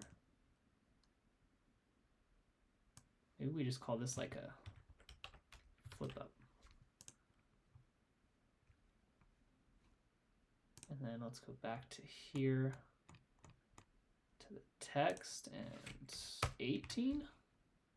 Let's just do a reset.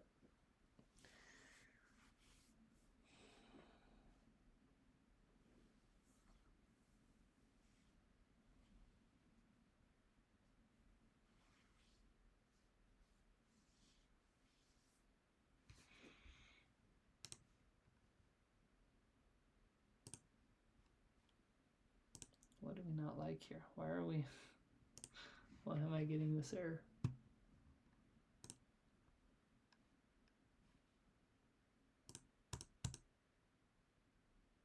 reset. Why won't you reset? Flight path 124.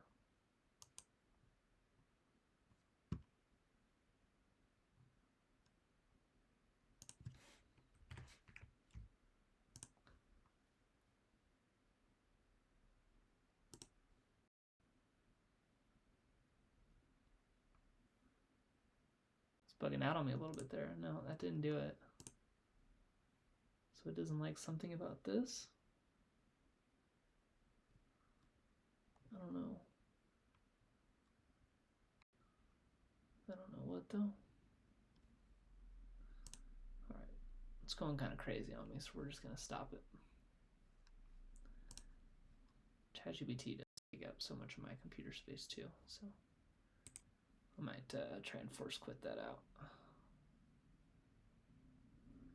So much memory usage. Memory or something. I don't know what, but I know my whole computer gets real slow if I leave it on for a while. There, now can I stop, pretty please?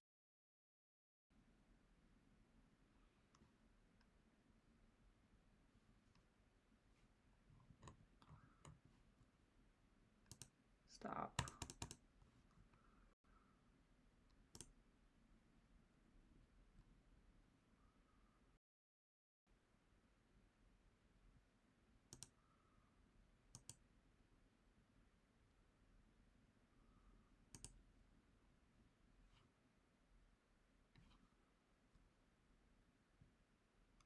Stop.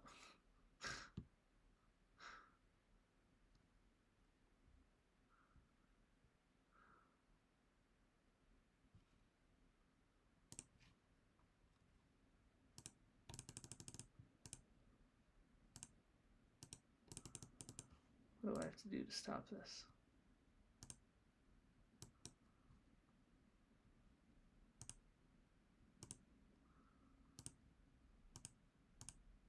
Ah.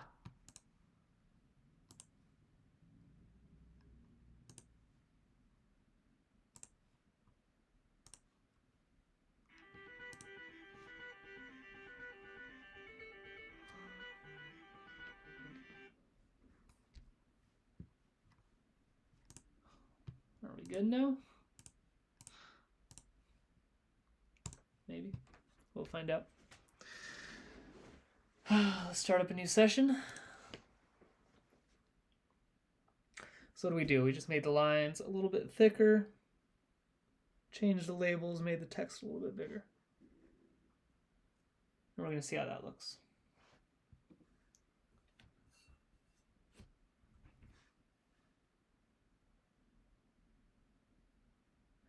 Thinking we should be pretty close there.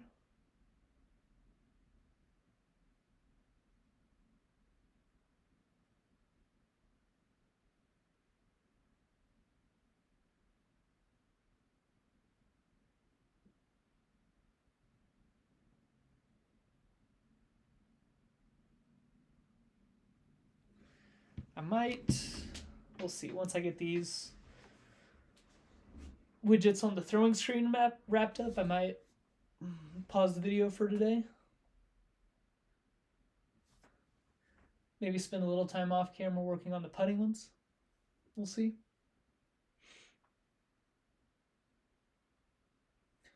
In terms of making things look good, we'll finish the throwing ones, we have the putting ones, and then there's the weather at the start of the round that we'll clean up.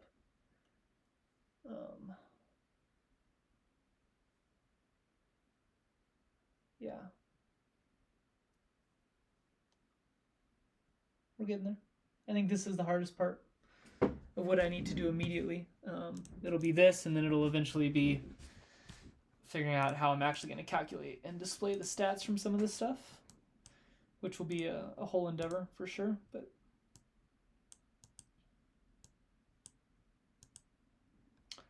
let's select an angle here. Is the text bigger, or did I revert it? No, I reverted it. Make it bigger.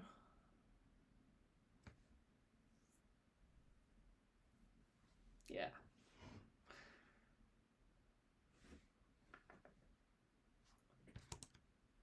I am on a larger phone. The emulator I'm using is what, 16 plus. So there's going to be the part as there usually is of me going in and testing this stuff on the SE, which is what I use. And I'm sure I'm going to run into some issues there. But and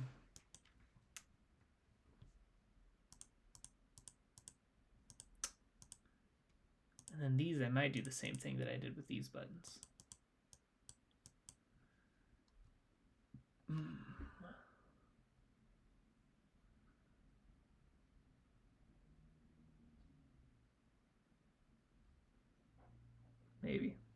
Maybe I will.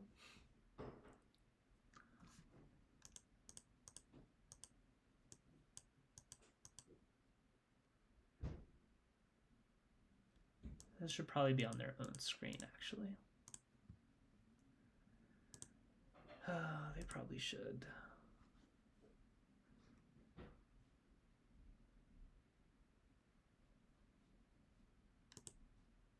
I do already have the file for it.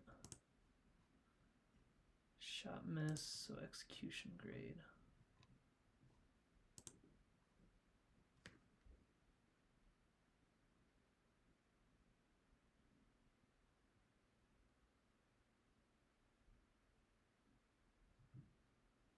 I could make it work like putting, where, like how on the putting one I have the drag the disc around. Could be like that.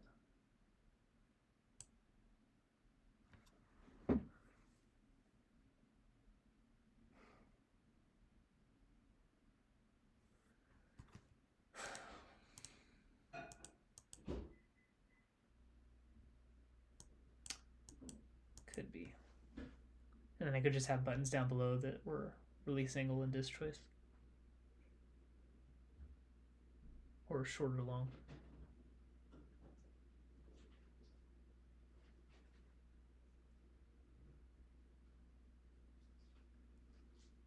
Yeah.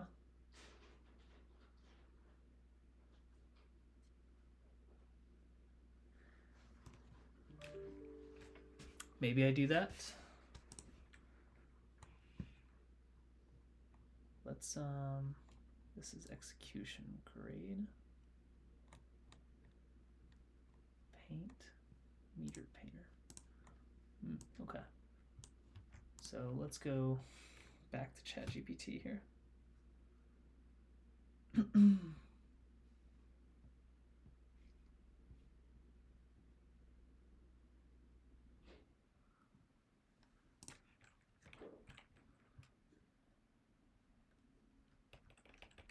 Let's say I need a Flutter widget with a similar structure to what I have below, but this needs to log how the user missed their shot in C1x. I want the top half of the widget to be a box with a target in the center of it, and it should have a cursor that looks like a disc, elliptical, as if looking down the flight plate, which the user can drag around to indicate where they missed the shot. The box should have lines through the center vertically, horizontally, a little faint, to give clear indication of where the user dragging the disc. Below the disc, there should be room for a few buttons to indicate whether the user had the wrong disc choice or missed the release angle. They should also somehow be able to indicate whether shot was short or long of their intended distance. Provide some Let's see what it can do with this.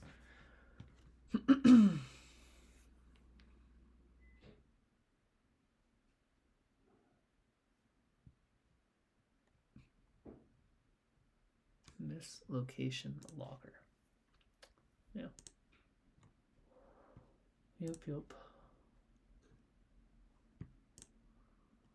Not that.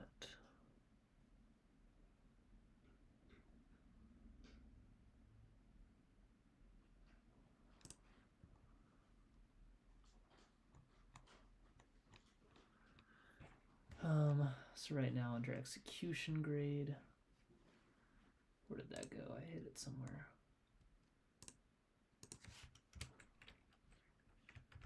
I'm going to comment this out at the moment. So I'm not going to have those cards on it. Perfect. And then in a new view, we're going to add this. Throwing dialog. Categories. I'm going to need a new one here. Speed is fine, that doesn't matter. We'll call it miss, and then I'll update that name once I have it. Are we done here? We are. Okay. Shot miss. We're going to use this. No.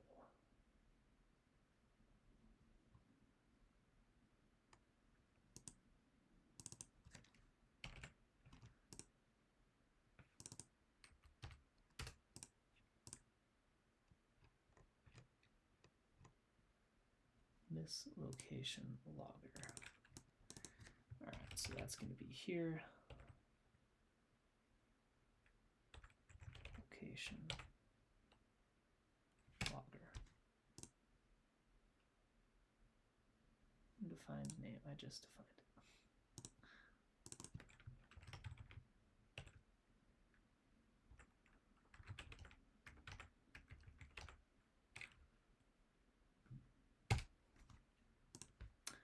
Not gonna work. Okay.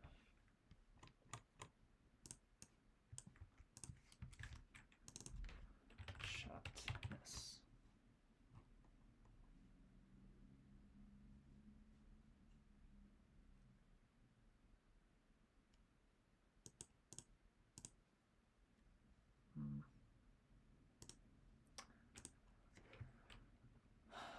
This widget needs to be able to return just a string like what I provided to, if need be, combine your values into a single string.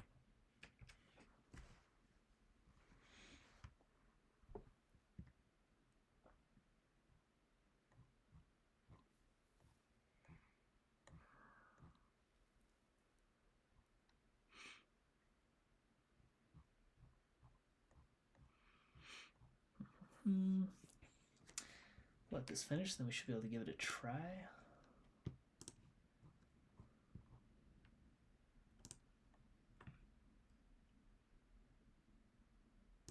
Yeah, we'll have to figure out what I'm going to do with that, but that's okay. One thing at a time here.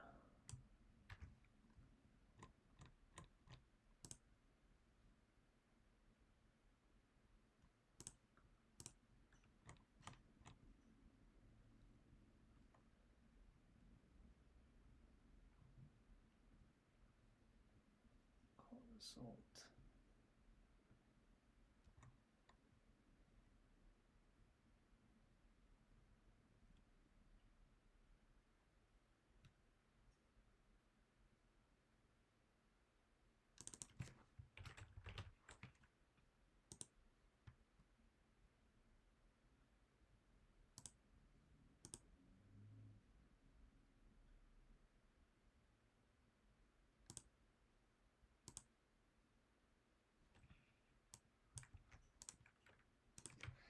Yes.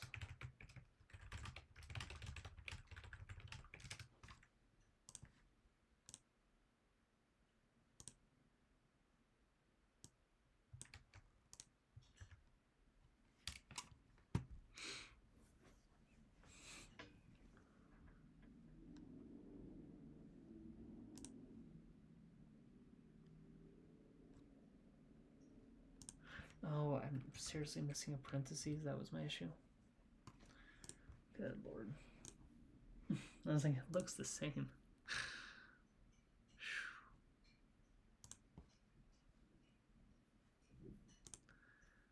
It's getting a little slow on me here.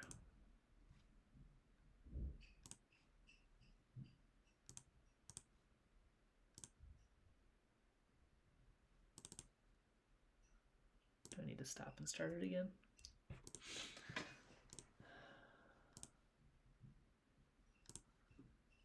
Did it on the simulator. I'm gonna do it here.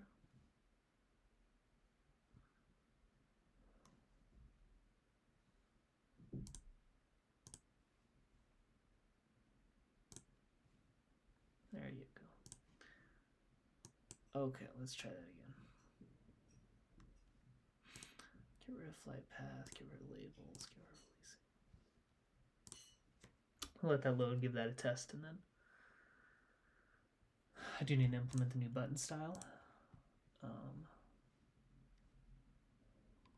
I will go to the release angle for that because I want it to look exactly the same essentially. This build raise button here.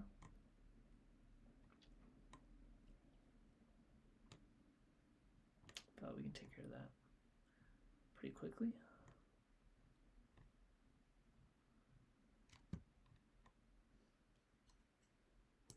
I think. Once it loads.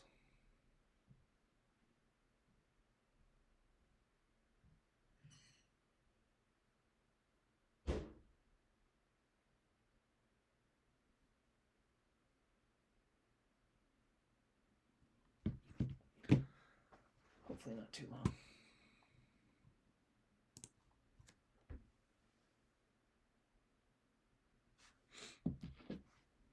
There we go.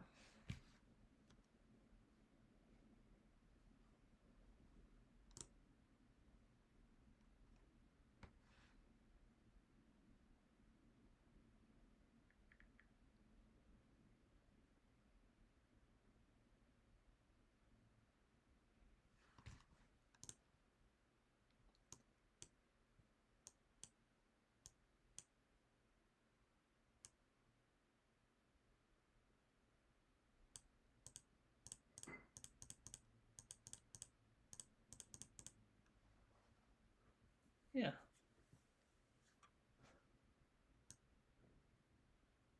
I like the way that looks. Definitely lots of things to tweak, but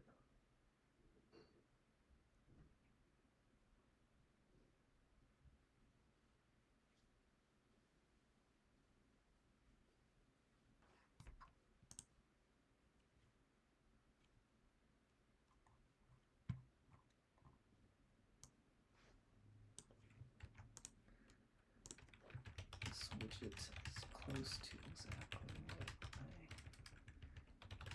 need. Change instead of buttons for short and long. Can you create a slider just on the left side of the target box that the user can drag a cursor on to indicate the distance achieved. Long at the top, short at the bottom. Let's see what we get there.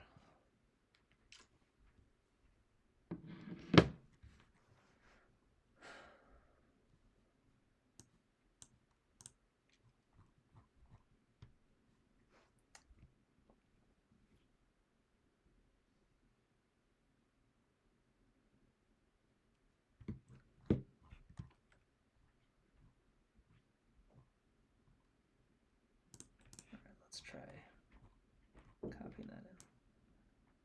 Yeah, you can come in.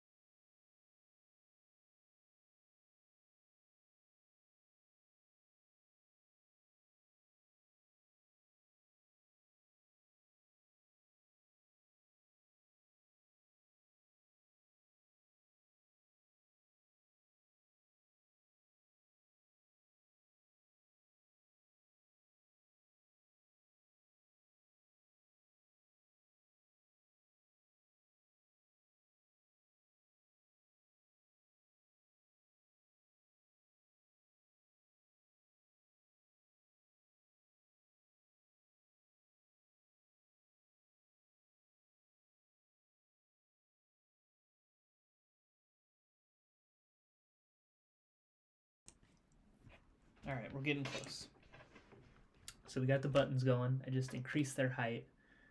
I adjusted the slider height. None of this is showing yet. I'm going to do one more refresh, and then we might end up calling it here. But I do want to make that disk a little more narrow. A little bit more narrow. Disk. How are we drawing that?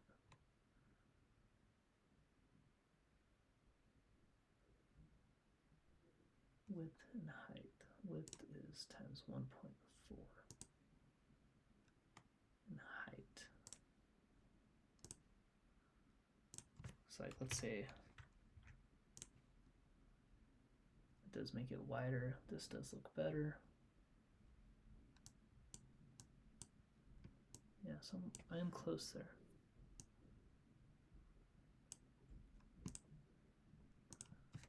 Can go like 2.0 and times 0.8. Yeah. It's getting better. All right, now in my column here, can go main axis alignment, space evenly. And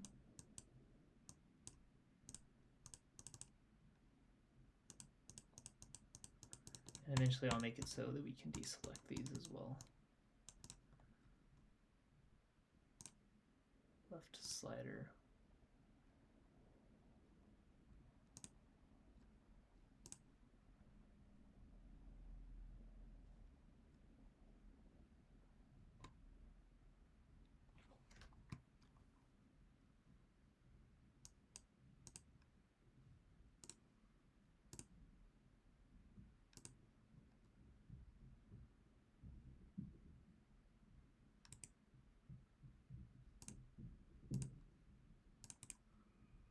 I wonder, can we do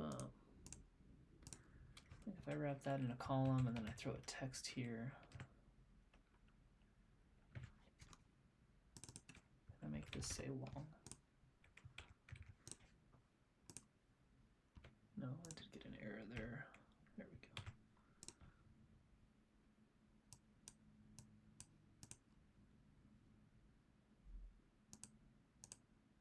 Okay, that clearly didn't work.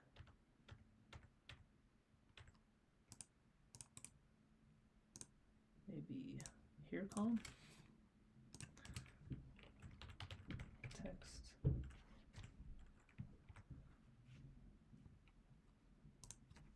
Comma. Yeah, but no slider then. Okay.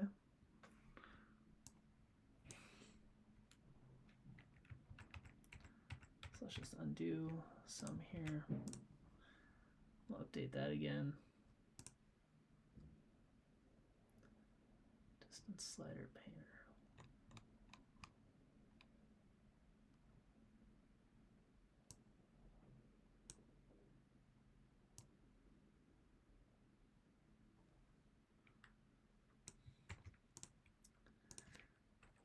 How can I add labels long and short above and below the slider?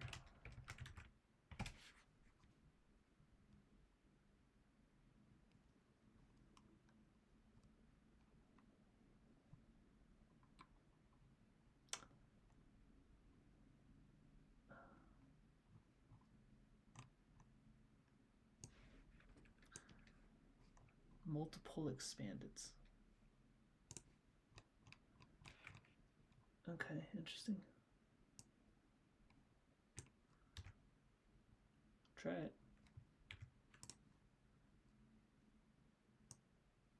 Interesting. So I did need. I did the multiple options. Okay. Yeah.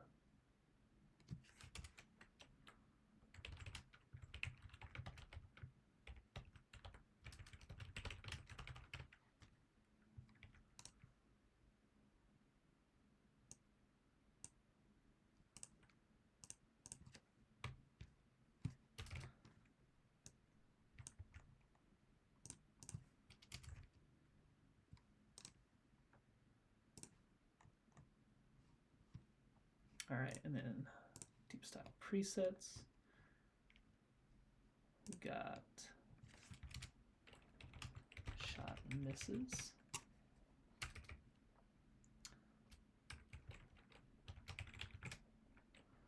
All right, static var. What colors do we need here? Button colors, those can stay the same. That's fine.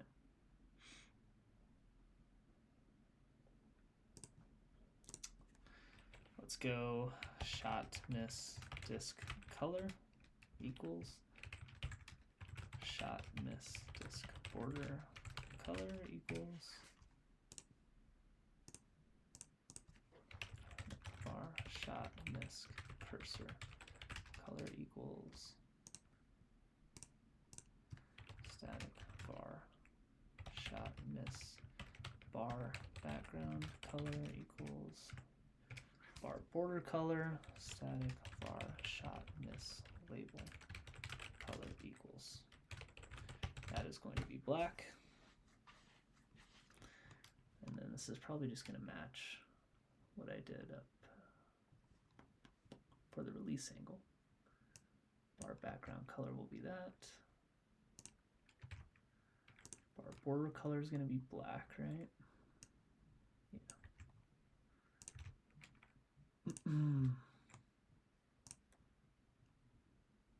Good there? Yeah, all right. Cursor color.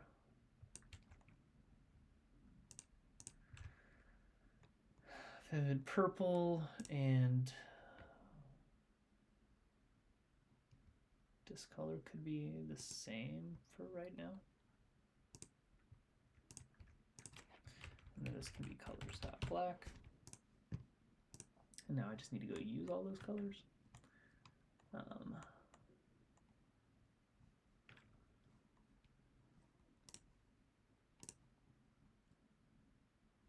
Throw type.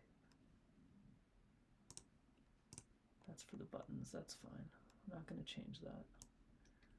The expanded here did work, so I'm going to tab this out. Okay. Text, this is going to be deep stats colors dot shot miss label color. Get rid of that. And then do the same thing down here.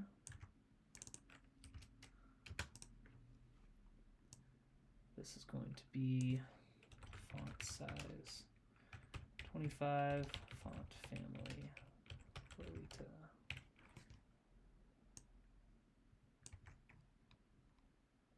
Do the same thing there. All right, no colors here. Buttons aren't changing, although the text size on the buttons can increase. So we can do that real quick. Kick those up to 20. And now, target area, grid paint is that color. So let's make this deep stats colors dot shot miss label color. Ring paint will be the same thing.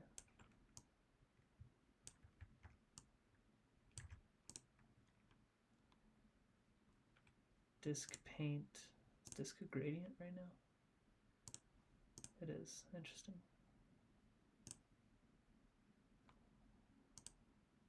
I can just do color though, can I?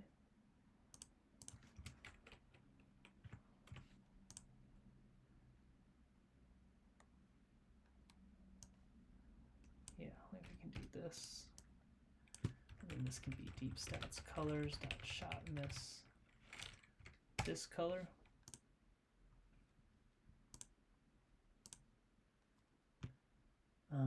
Where did I just go? Added a border that was on the flight paths.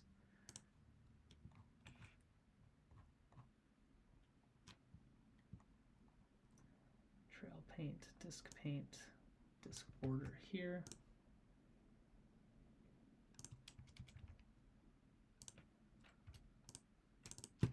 Shot miss disk border color. And then under canvas, draw oval. I'm going to draw this one above it.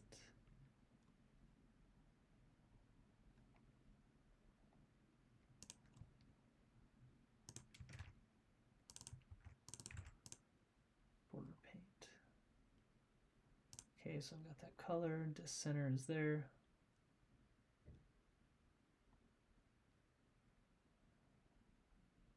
Oh, and it did already. I guess it did already add the border. That's okay. We'll get rid of both of those.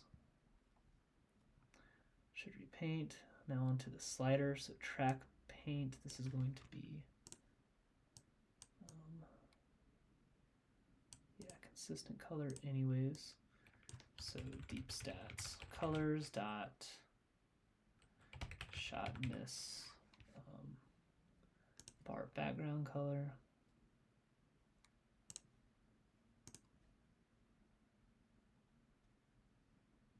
Handle paint, so this is just going to be dot color equals deep stats colors dot shot miss cursor color.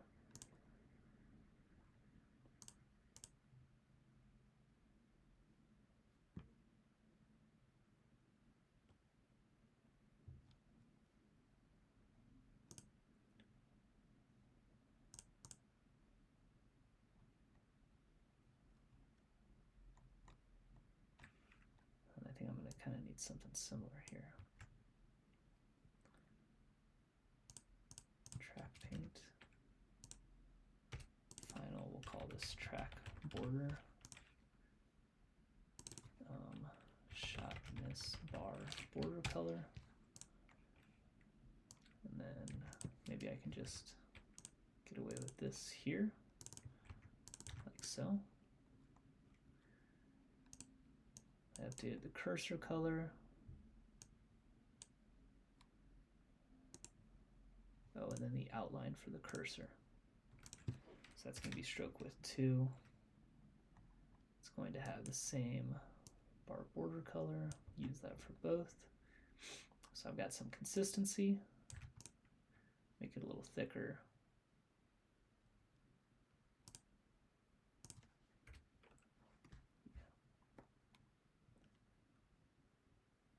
And then reason button I've gotten rid of.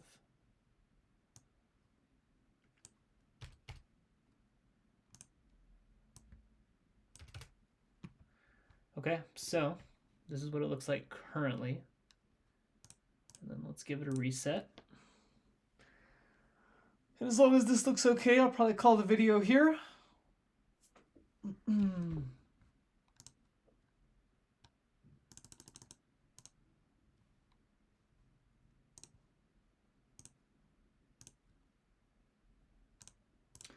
It froze on me again, so we're gonna do one more rebuild. And then I think we should be good. I think. Get rid of that, get rid of this, get rid of that. Get rid of that. All right, so once that loads, we'll take a look. It's still not gonna be perfect, but I do think we're gonna be pretty close there.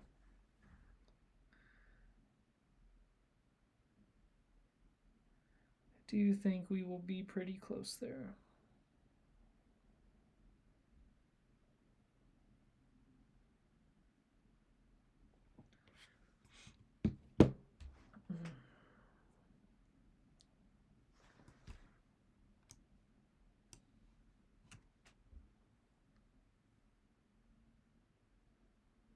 Should be about there.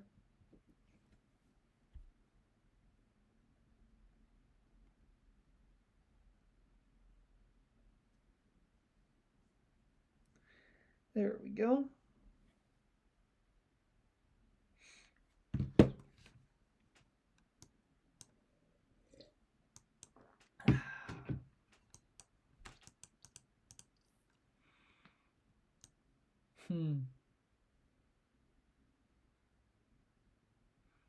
It is close. The labels are too big.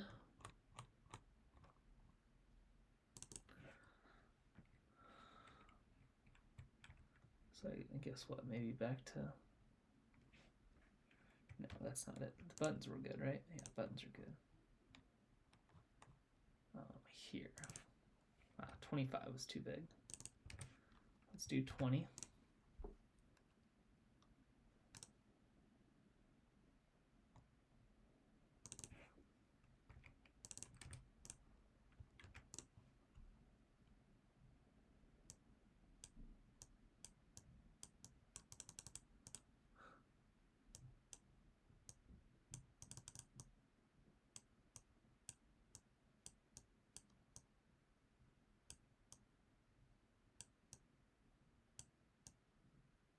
Hers is not being super responsive. I'm not sure why. Oh, put the border on the inside and not the outside. Let's fix that real quick. Not the disk border. Track paint, track border. All right, so I want to draw a black border on the track below, but this just draws a black line down the center of it.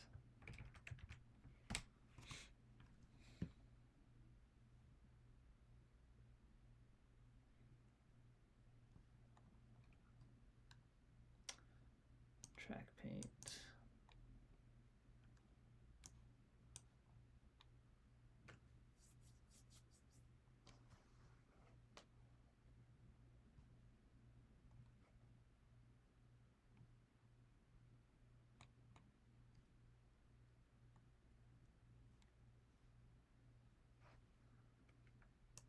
Something tells me this is not quite going to be what I want.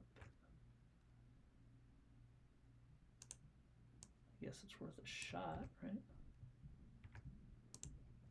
No, we didn't like that.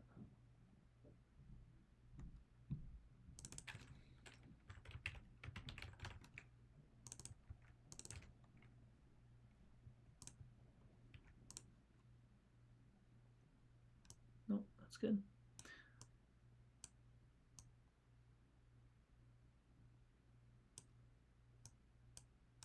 Okay. Yeah, I mean it's not incredible by any means, but it is close. I do think I want to decrease the amount of spacing I have here. Like if I drop this to like 10 each, that just looks kind of weird when they're not.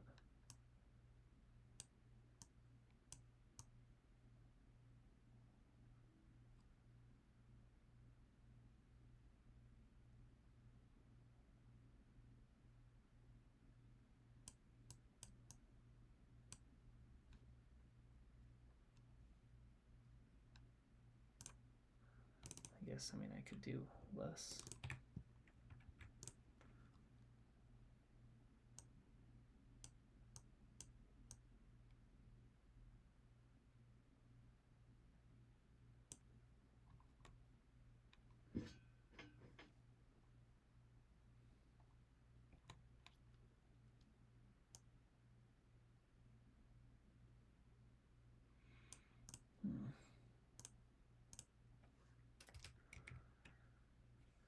It's not great.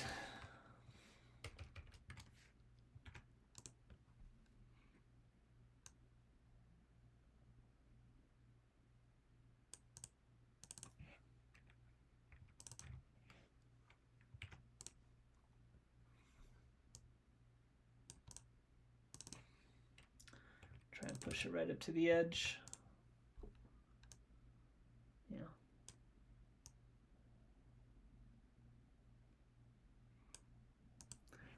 That's not bad.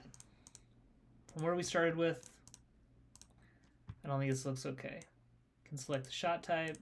We got more working. This is working. Ish. Still some things to change, but it's there. Select a release angle. Can select one of these options. Bad footing. Go to the go to the flight paths. Looking okay. Execution grade, I'll probably add some more stuff here. Let's go on the execution grade real quick and just make The label's quite a bit bigger. Meter painter, somewhere down here I've got, yeah, draw scale 20. 25. And then stroke width, let's go 2.5. Yeah.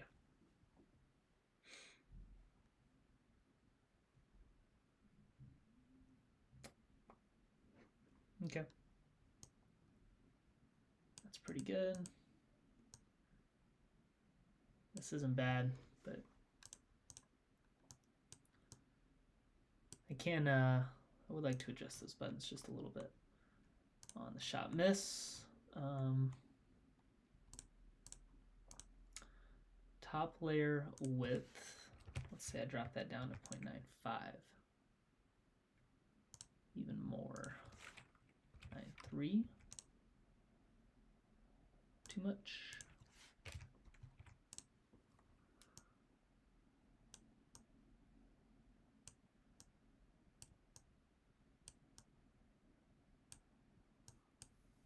Yeah.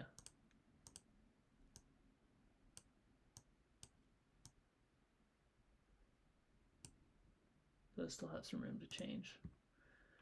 For sure too, we can go tweak those as well. Release angle. Not the most important thing to change right now, but you know, we'll do it. We'll do it. Top layer width 9.4.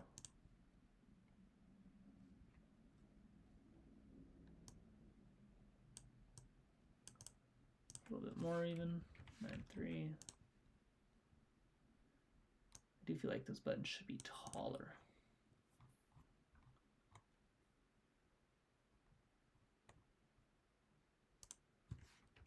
0.2. Do I have that much space? I don't.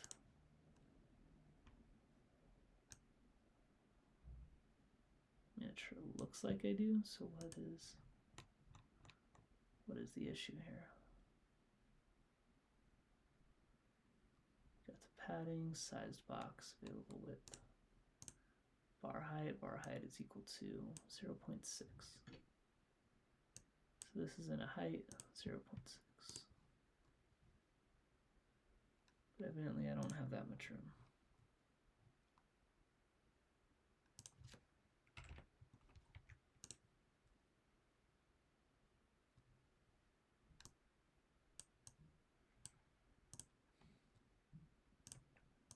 Oh, this was my issue. Stupid. Yeah. Yeah.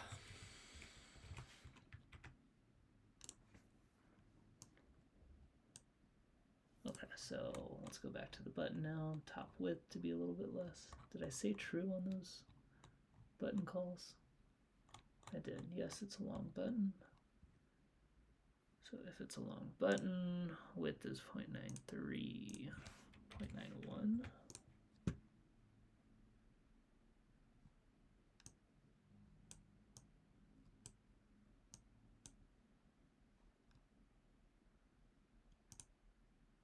Maybe just a little more height.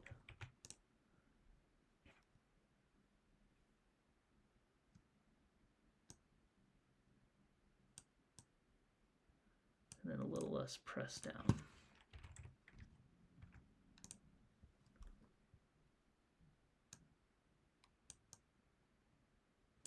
Still less. We'll just go flat 0.08.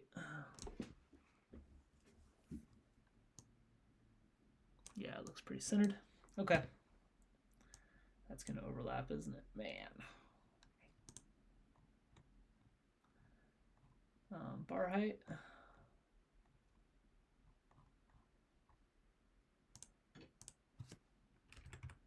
5.8. Nope, that's not what I need.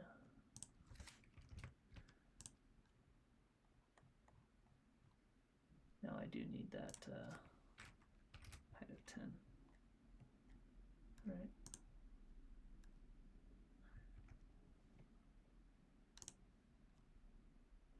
Yeah, there we go. Okay.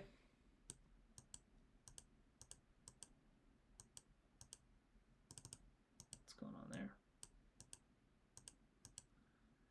Yeah, some stuff to tweak still with how this is actually all working, but I do think the aesthetics of this is coming together much nicer than it was before. Probably end up decreasing the width of this a little bit, making this bar a lot bigger. We're close. We are close. So yeah, I think I will call it there for today. Next up is to still finish some of the changes on this, mostly with this last view right now, I think.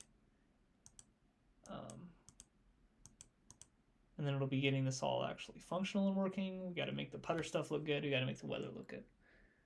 So next steps are actually probably going to be just finishing the appearance of this page and then making the putter page look better. Putter page, again, just being this. So making these two look better and then making the weather look better. So we'll focus on making them all look good. And then I'll worry about the actual functionality of those widgets. And then probably the last thing I'll do is go back and implement the rest of this settings page, which is going to be pretty easy. It's just going to be me adding more toggles down below. We'll need to do some thinking about just how I can make this all as intuitive to use as possible. But good progress today. Things are starting to look better. Definitely more exciting on some of these new features when they look halfway decent. That helps. So we'll call it there for today. Yeah, as always, thanks for watching, and we'll see you in the next one.